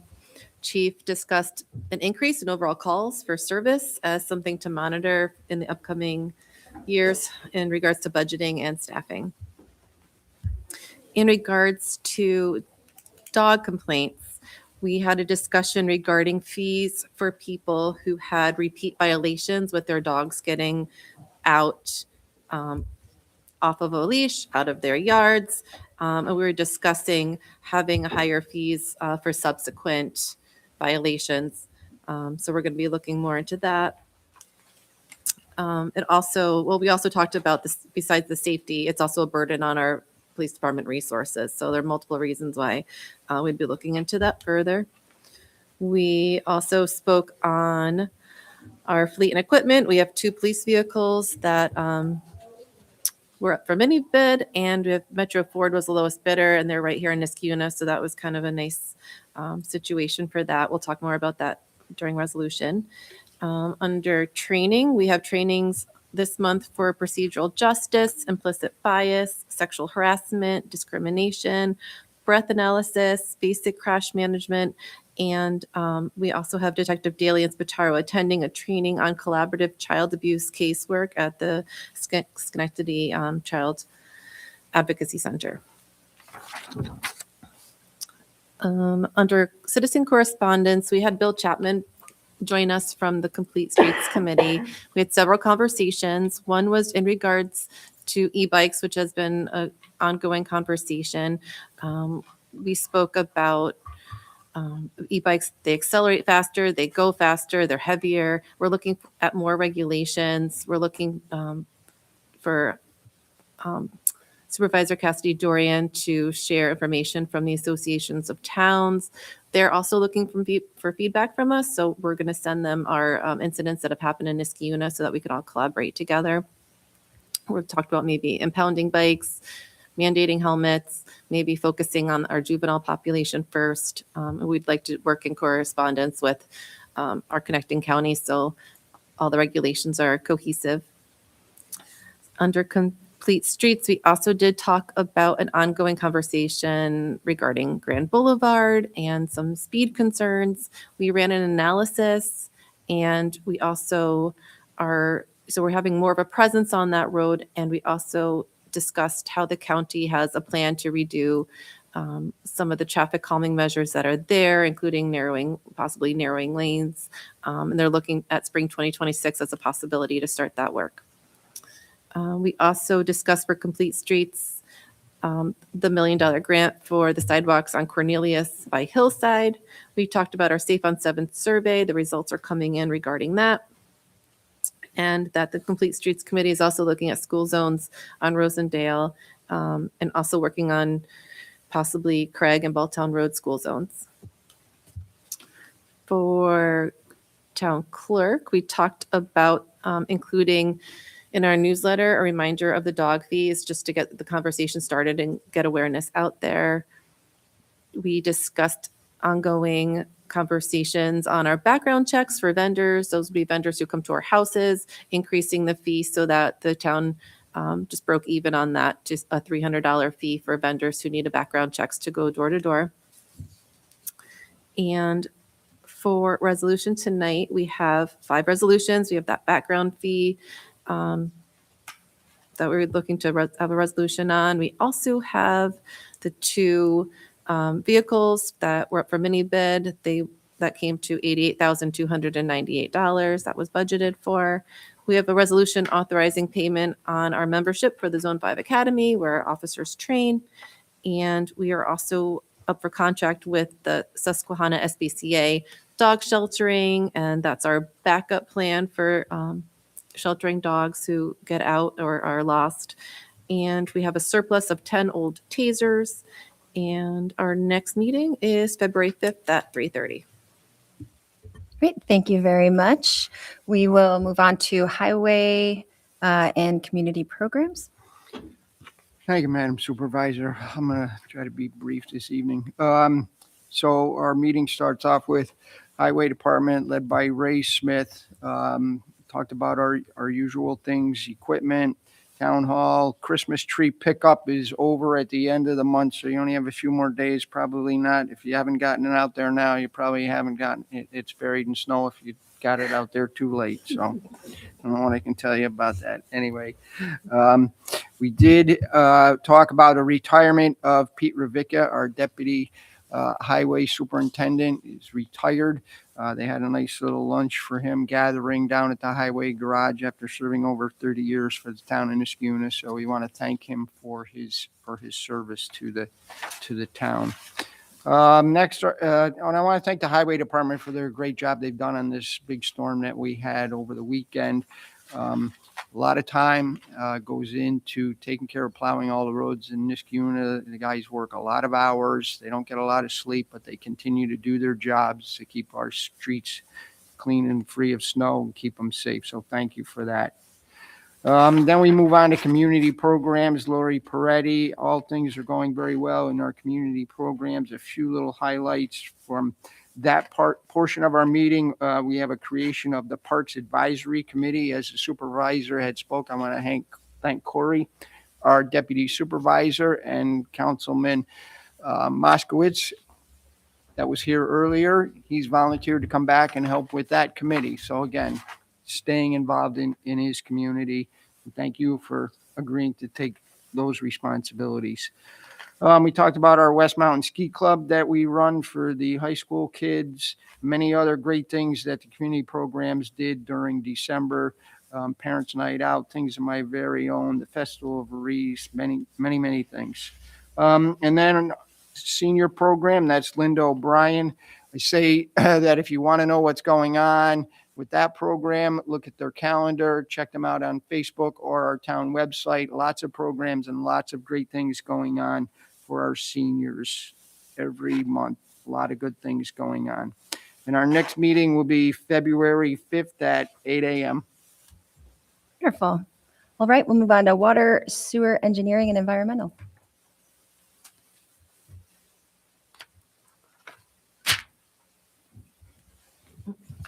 Thank you, Madam Supervisor. The Water, Sewer, Engineering, and Environment Committee met on Tuesday, January 6th.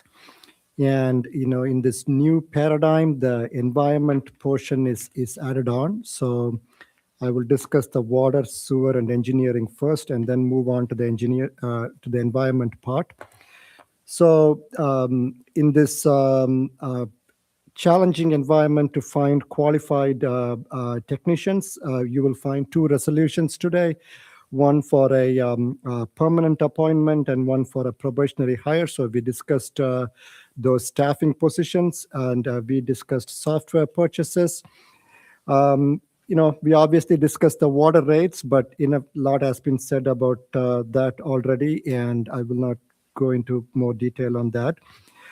We also discussed the wastewater treatment plant. It is an incredible facility, commonly not found in towns of our size. So it's finally coming up to speed. There are still two major upgrades that it needs. One is we need a replacement for our sludge hauler truck, and we also need some repairs on the dryer, which is the last stage before all the waste gets converted into the sludge. And if you don't have the drying process, then the material is really heavy, and we end up paying more to dispose the waste.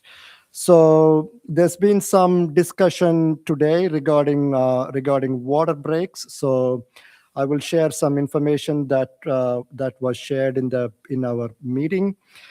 We had 4 water main breaks last month, which is slightly below our average. During the winter, these breaks typically correlate with freeze and thaw cycles. In the year 2025, we had a total of 79 water breaks. For comparison, the previous 3 years was 75, 73, and 80 breaks respectively.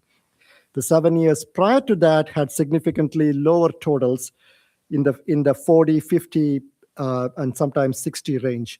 But the water main replacement project on Mohawk Road a few years ago has been successful, and that we are seeing far fewer breaks. So we are clearly seeing the benefits of replacing large sections of pipe, and we will continue to schedule annual project that those addresses those water breaks, and then lead to cost savings. And there was also some discussion about grant monies, and like the supervisor said, there's a lot of conversations happening behind the scenes, and we don't want to make any announcements prematurely, but we are knocking on a lot of doors, and I will leave it at that. Then we have some preliminary results from the corrosion study. Our preliminary results indicate that our pH is a little bit on the acidic side, 6.9, 7.0, and that could lead to increased corrosion, and increasing the pH could potentially relieve this issue. But again, I caution that this is the preliminary results stage. And before you change the pH for a big municipality such as ours, lots of permitting, infrastructure, and all of that needs to go. But clearly, the residents are concerned about corrosion and issues related to corrosion. We take those issues very seriously. Results are coming in. We are analyzing them carefully and thinking about next steps. Now, on the environment portion of the committee, there is this beautiful land acquisition grant that the DEC has announced. And I say this is beautiful because it has no match. It has no match from the town. It is a grant opportunity that is targeted at private landowners. And the grant pays for surveying, boundary marking. It does not pay for conservation easement, so it would be a land acquisition. forest space in Niskayuna, wild space is such a premium. And we are hoping to target some willing landowners to see if they would consider selling all or portion of the land to us. The town would take then ownership of the land. Separately, we are also working with or talking to Mohawk Hudson Land Conservancy, which is a land trust in our area, and there are some parcels that where they could be a player as well. The DEC just extend the deadline to April 15th. So yay, gives us a little bit more time to send those letters to landowners to see if they are interested. So the next meeting of the Water, Sewer, Environment and Engineering Committee is on Tuesday, February 3rd at 8:30 a.m. So it'll always be the first Tuesday at 8:30 a.m. Next meeting, Tuesday, February 3rd at 8:30 a.m. Thank you, Madam Supervisor. Thank you. And last but not least, in economic development, planning and land use. Thank you, Supervisor. So first, just to be clear, as Ashok mentioned, we have shifted some of the committees around. And now this is economic development, planning and land use. For the record, that includes the Planning Board, Zoning Board of Appeals, Conservation Advisory Council, Architectural Review Board, Preservation and Conservation Issues, Grants, Building Code Enforcement, and some property maintenance issues. We meet the first Friday of the month at 9 a.m. in the Schaefer Room, and you can always join us online. Our first meeting of the year was Friday, January 9th. Before I start, I just want the 2 hearings tonight. I just want to recognize the supervisor for the hard work on the utility rates study. We talked a lot about the impact on not-for-profits and residents, but it really takes a look too at making things more equitable and attractive for our small businesses. And we are a community that needs to be as hospitable as we can to attract those small businesses. So I just want to acknowledge that in the course of that rate study that the economic impact is taken into consideration for those small businesses. And also to our town planner, Laura Robertson, who worked closely with the Niskayuna resident, Shoshana Bewley, who is the executive director of the New York State Committee on Open Government. That led in part to tonight's adoption of the video conference policy. The good news is we were in pretty good shape in terms of how we were doing things. By adopting that law, it really makes sure that we are covered. And I just like to always recognize we have such depth of talent. We have such a great bench in Niskayuna, and hope to continue to be able to utilize those talents as we go forward. In terms of the resolutions, we'll be approving the list and setting the TDE, which is the town designated engineering rates for 2026. Having served on zoning and planning board, there are issues and cases that come up where we need an independent and outside person with that engineering expertise. So we'll be looking at the rates paid to make sure we can retain them as we're needed, because I can tell you the planning board has been very busy. We will also be appointing a new member to Complete Streets, Cynthia Holmes, and I got to know each other this fall because she is a Route 7 resident and shared some very insightful thoughts. And so I'm very, very excited to have her involved as we work through the Safe on 7 study. Cynthia retired from the Capital Region BOCES, where she worked in the areas of health, safety, and risk management. So from playgrounds to hand sanitizer, she provided valuable guidance to our school districts. So I'm really thrilled to have someone that looks at the world through that lens be part of our process as we continue to make the town stronger. And on that note, I will follow in Mr. Delarada, Councilman Delarada's footsteps to say we are still looking for people to fulfill committee positions. There's a lot of them that I listed, and you can reach out to Confidential Secretary Kelly Darpino if you're interested. And even if you're just interested in learning more about them, reaching out does not mean that you're committing yourself to serve. But I know we need folks on Conservation Advisory Council, Zoning Board alternates, Complete Streets still has room, Architectural Review Board, and Historic Preservation Board. So it's a good time to get involved. That's how all of us started, and I would encourage folks to consider that. And our next meeting is Friday, February 6th at 9. Our guest will be Ray Gillen, the chair of Metroplex, who will be doing sort of a overview state of the county in regards to the investment Metroplex has made in Niskayuna. I think it'll be a very good discussion. We'll certainly be bending his ear on some of the things that we want to work on. And I will tell you, Councilman, also be making sure that DEC grant is part of the discussion. I think that's it. Thank you. All right, great. Thank you so much. I had hoped to do what started out as a speech, but then turned into a presentation because I didn't want to talk as much as I had written. It became lengthy, so I'm not going to do that this evening because we're going on almost 2 hours. So I'm saving you all from that. But what I will say is happy birthday to my confidential assistant, Kelly Darpino.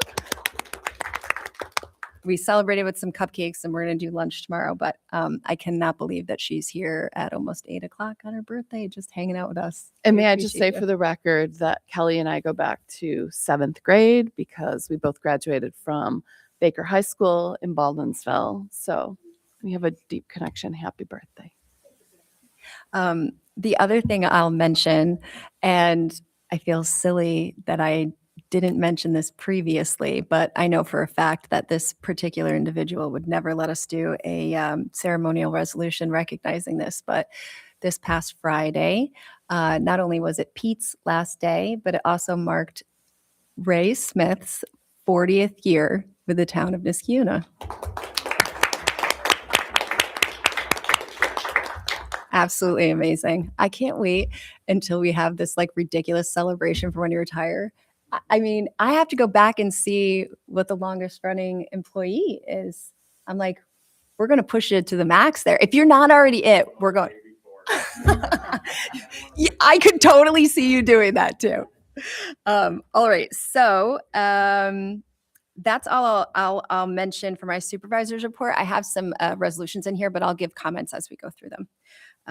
So with that, I will open up privilege of the floor for topics other than, well, if you want to talk about the public hearings, you definitely can, but any other topics that one would like to discuss. Is this the first time ever that there hasn't been somebody here for actual privilege of the floor? Oh, I thought there was at least one. Wow. All right. Oh, okay. Come on up.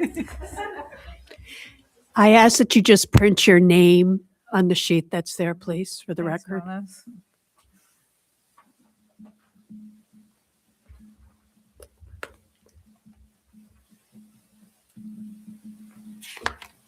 Good evening. Thank you for your service and welcome to the new council members. My name is Elizabeth Paul from 423 Anthony Street. I'm here to request a small favor from you guys. We need, as a senior citizen, we need a nice senior housing complex plus senior center, new exercise or whatever new programs that we can afford to participate.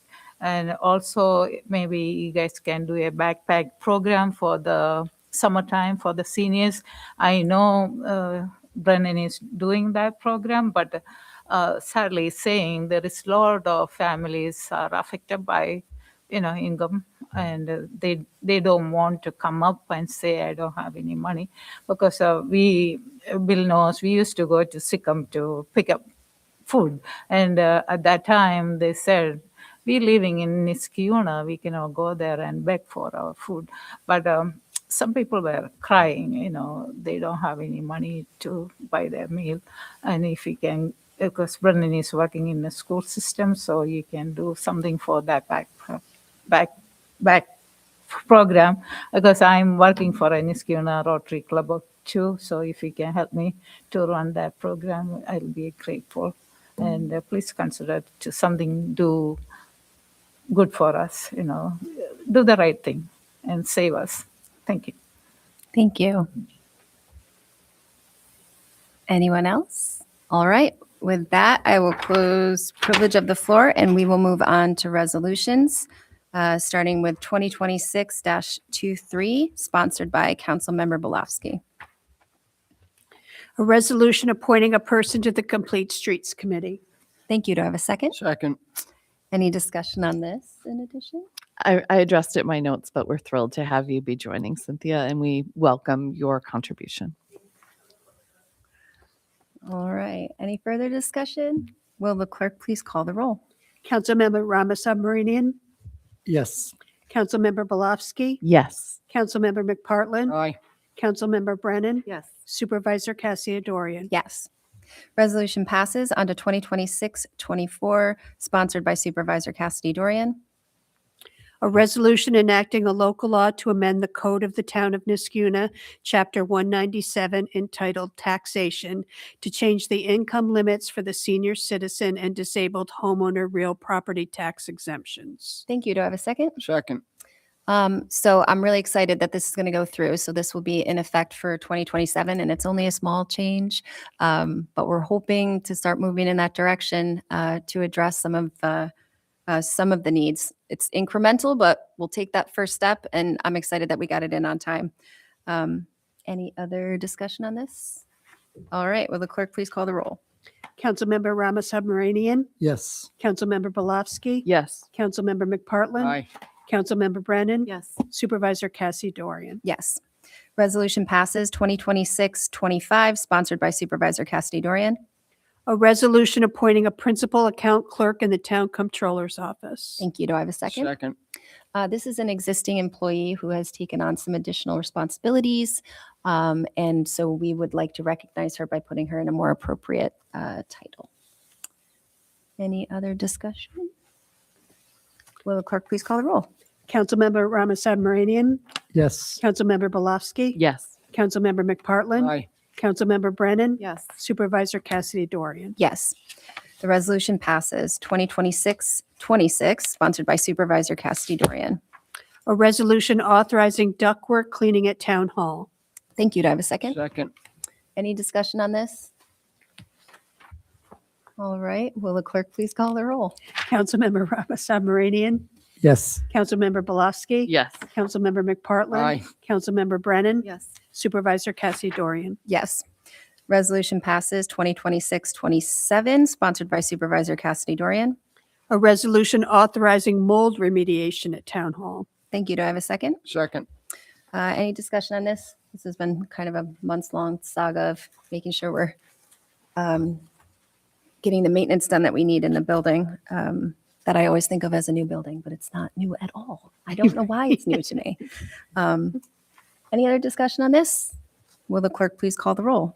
Councilmember Rama Submarinian, Yes. Councilmember Belofsky, Yes. Councilmember McPartlin, Aye. Councilmember Brennan, Yes. Supervisor Cassiadorian. Yes.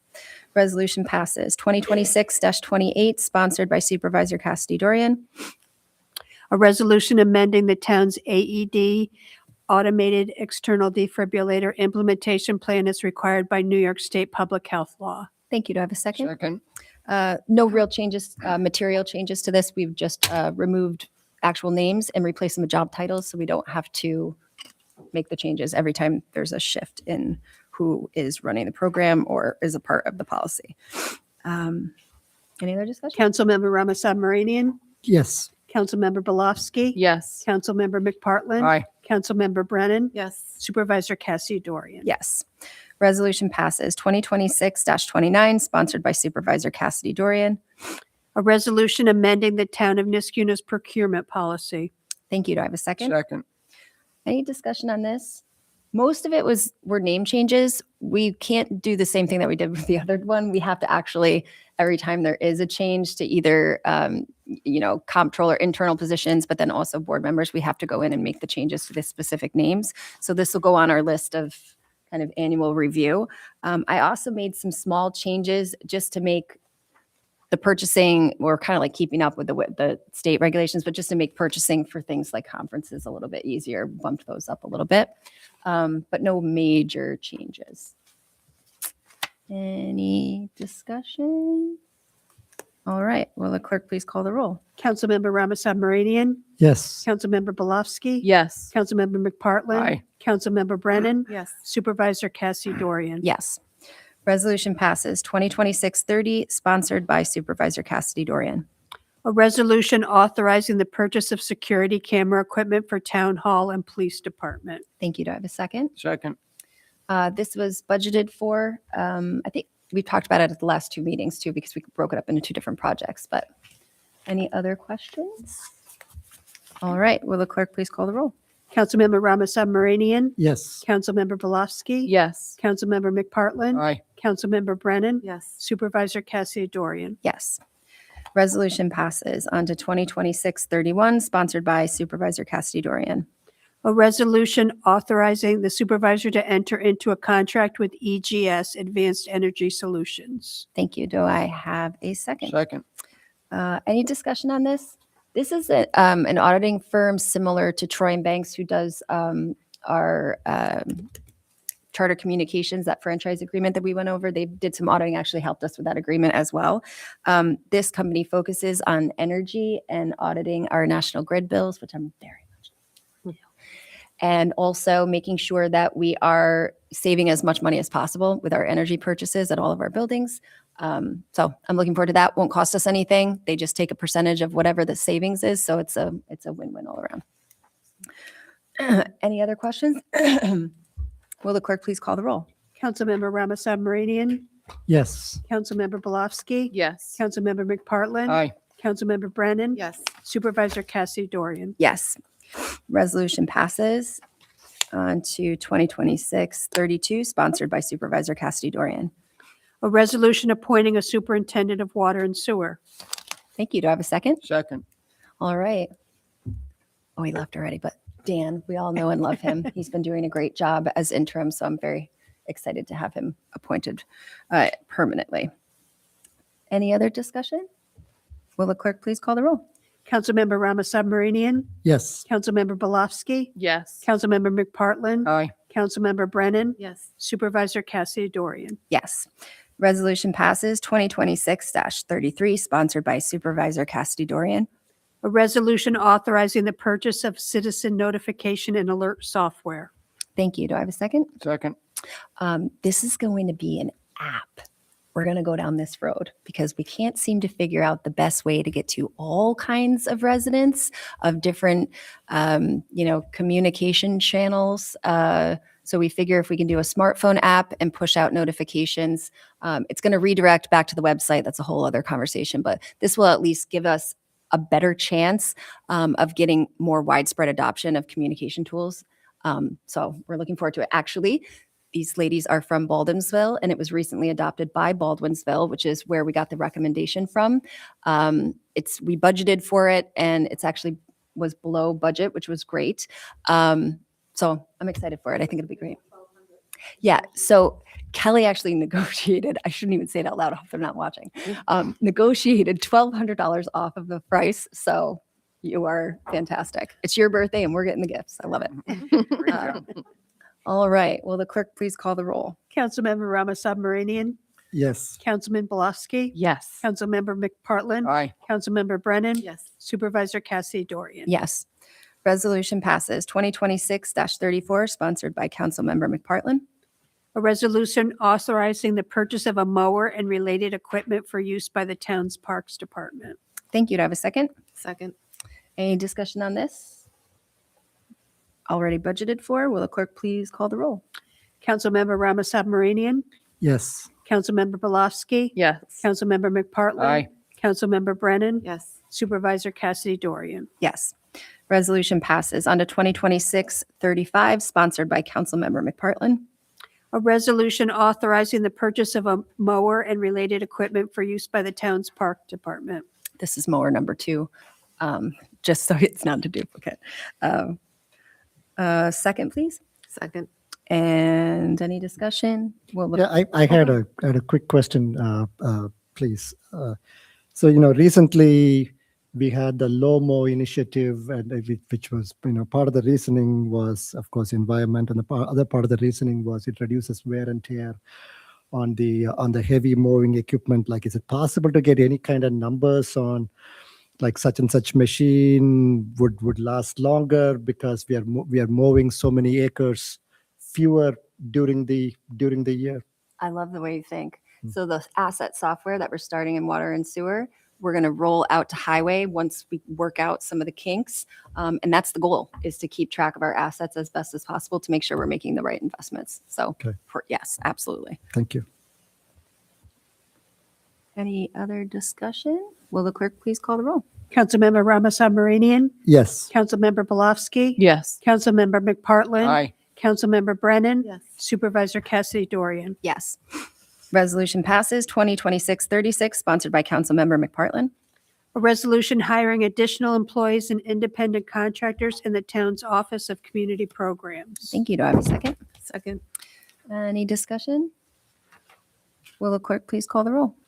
Councilmember Rama Submarinian, Yes. Councilmember Belofsky, Yes. Councilmember McPartlin, Aye. Councilmember Brennan, Yes. Supervisor Cassidy Dorian. Yes. Resolution passes 2026-37, sponsored by Councilmember McPartlin.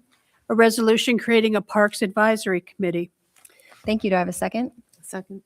I'm super excited for this. Again, thank you so much, Corey. I've mentioned previously that he has been on co-president on Booster Club, so he's already got some relationships that will be helpful in figuring out how this committee is going to work in an advisory setting. I've already received a lot of interest for committee members, so I think probably I'll hit a deadline, circulate everybody, and then we could sort of go through a discussion on kind of how do we get good coverage and representation of all different types of residents for the parks. And we also have had a resident who is helping us with a 501c3 to complement the committee so that we could be a little bit more inventive in fundraising and for particular projects and things of that nature. So thank you so much, Corey. Any other discussion or questions? Will the clerk please call the roll? Councilmember Rama Submarinian, Yes. Councilmember Belofsky, Yes. Councilmember McPartlin, Aye. Councilmember Brennan, Yes. Supervisor Cassidy Dorian. Yes. Resolution passes 2026-38, sponsored by Councilmember Brennan. A resolution authorizing the purchase of 2 vehicles for the police department. Thank you. Do I have a second? Second. Any discussion on this? Budgeted for annual purchase. We did not use a ban for this, so I just pointed that out. We're on our way, guys. That was my fight for Like- many years. So good. All right. Will the clerk please call the roll? Councilmember Rama Submarinian, Yes. Councilmember Belofsky, Yes. Councilmember McPartlin, Aye. Councilmember Brennan, Yes. Supervisor Cassidy Dorian. Yes. Resolution passes 2026-39, sponsored by Councilmember Brennan. A resolution authorizing payment of the 2026 membership fees for the Zone 5 Regional Law Enforcement Training Academy. Thank you. Do I have a second? Second. Any discussion on this? Will the clerk please call the roll? Councilmember Rama Submarinian, Yes. Councilmember Belofsky, Yes. Councilmember McPartlin, Aye. Councilmember Brennan, Yes. Supervisor Cassidy Dorian. Yes. Resolution passes 2026-40, sponsored by Councilmember Brennan. A resolution to surplus tasers. Thank you. Do I have a second? Second. Any discussion on this? Will the clerk please call the roll? Councilmember Rama Submarinian, Yes. Councilmember Belofsky, Yes. Councilmember McPartlin, Aye. Councilmember Brennan, Yes. Supervisor Cassidy Dorian. Yes. Resolution passes 2026-41, sponsored by Councilmember Brennan. A resolution amending the vendor fee for background screening services. Thank you. Do I have a second? Second. Any discussion on this? I think we talked about it a lot at finance. All right. Will the clerk please call the roll? Councilmember Rama Submarinian, Yes. Councilmember Belofsky, Yes. Councilmember McPartlin, Aye. Councilmember Brennan, Yes. Supervisor Cassidy Dorian. Yes. Resolution passes 2026-42, sponsored by Councilmember Brennan. A resolution authorizing the supervisor to enter into a renewal contract with Susquehanna SPCA for dog sheltering services. Thank you. Do I have a second? Second. Any discussion on this? No, again, this is our backup plan. So- Will the clerk please call the roll? Councilmember Rama Submarinian, Yes. Councilmember Belofsky, Yes. Councilmember McPartlin, Aye. Councilmember Brennan, Yes. Supervisor Cassidy Dorian. Yes. 2026-43, sponsored by Councilmember Rama Subramanian. A resolution accepting bids and awarding contracts for purchases of materials, chemicals, and lab services to be used by the town in its public works operation during 2026. Thank you. Do I have a second? Second. So this is an annual thing. It happens, and in the packet you can see the bids received and the successful bids in bold. It's simply stuff needed for annual operation for the public works. Any further discussion? Will the clerk please call the roll? Councilmember Rama Submarinian, Yes. Councilmember Belofsky. Yes. Councilmember McPartlin. Aye. Councilmember Brennan. Yes. Supervisor Cassidy Dorian. Yes. Resolution passes. 2026-44, sponsored by Councilmember Rama Subramanian. A resolution appointing an engineering tech 2. Thank you. Do I have a second? Second. Any discussion on this? This is for Cameron, and a well-deserved promotion. He works very hard for our town, and I've had the pleasure of working with him. Yeah, we're lucky to have you. Yeah. Hoping you stick around for a while. All right. Will the clerk please call the roll? Councilmember Rama Submarinian. Yes. Councilmember Belofsky. Yes. Councilmember McPartlin. Aye. Councilmember Brennan. Yes. Supervisor Cassidy Dorian. Yes. Resolution passes. On to 2026-45, sponsored by Councilmember Rama Subramanian. A resolution permanently appointing a maintenance worker in the Water and Sewer Department. Thank you. Do I have a second? Second. Any discussion on this? Will the clerk please call the roll? Councilmember Rama Submarinian. Yes. Councilmember Belofsky. Yes. Councilmember McPartlin. Aye. Councilmember Brennan. Yes. Supervisor Cassidy Dorian. Yes. The resolution passes. 2026-46, sponsored by Councilmember Rama Subramanian. A resolution authorizing the purchase of parts from Seawert Equipment for pump station repairs. Thank you. Do I have a second? Second. Any discussion on this? Will the clerk please call the roll? Councilmember Rama Submarinian. Yes. Councilmember Belofsky. Yes. Councilmember McPartlin. Aye. Councilmember Brennan. Yes. Supervisor Cassidy Dorian. Yes. The resolution passes. On to 2026-46, sponsored by Councilmember, 2026-47, sponsored by Councilmember Rama Subramanian. A resolution appointing an individual to the position of operator trainee at the WWTP. Thank you. Do I have a second? Second. Any discussion for this? The WWTP is wastewater treatment plant, and for all of our facilities, we need people who are like really good with machines and can debug things on the fly and good with repairs. So that's what this resolution is about. Great. Will the clerk please call the roll? Councilmember Rama Submarinian. Yes. Councilmember Belofsky. Yes. Councilmember McPartlin. Aye. Councilmember Brennan. Yes. Supervisor Cassidy Dorian. Yes. Resolution passes. 2026-48, sponsored by Councilmember Rama Subramanian. A resolution authorizing the equipment startup of the generator at the wastewater treatment plant. Thank you. Do I have a second? Second. The generator is the biogas generator. So we use our digesters to digest our organic waste as well as the waste from Chobani. And the biogas is used to power this generator. When it is fully operational and running, it has the potential to save the town a lot of money. So, and this resolution is for repairs and maintenance for the generator. It's a big one. Yeah, love it. Yeah. So excited. Okay. Will the clerk please call the roll? Councilmember Rama Submarinian. Yes. Councilmember Belofsky. Yes. Councilmember McPartlin. Aye. Councilmember Brennan. Yes. Supervisor Cassidy Dorian. Yes.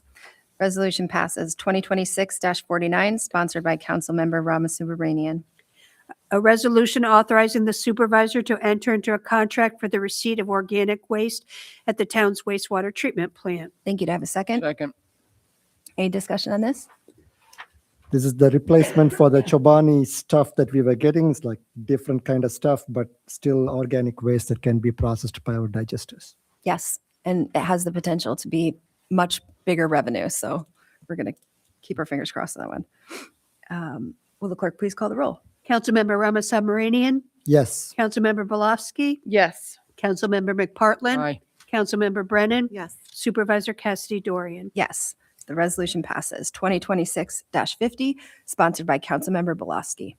A resolution to retain professional engineering services on an as-needed basis for 2026 town designated engineer rates. Thank you. Do I have a second? Second. Any discussion on this? Pretty straightforward. All right, will the clerk please call the roll? Councilmember Rama Submarinian, Yes. Councilmember Belofsky, Yes. Councilmember McPartlin, Aye. Supervisor Cassidy Dorian. Yes, that resolution passes. And last but not least, Old Faithful, Resolution 2026-51, sponsored by Councilmember or Supervisor Cassidy Dorian. A resolution to authorize certain budgetary modifications and interfund transfers. Thank you. Do I have a second? Second.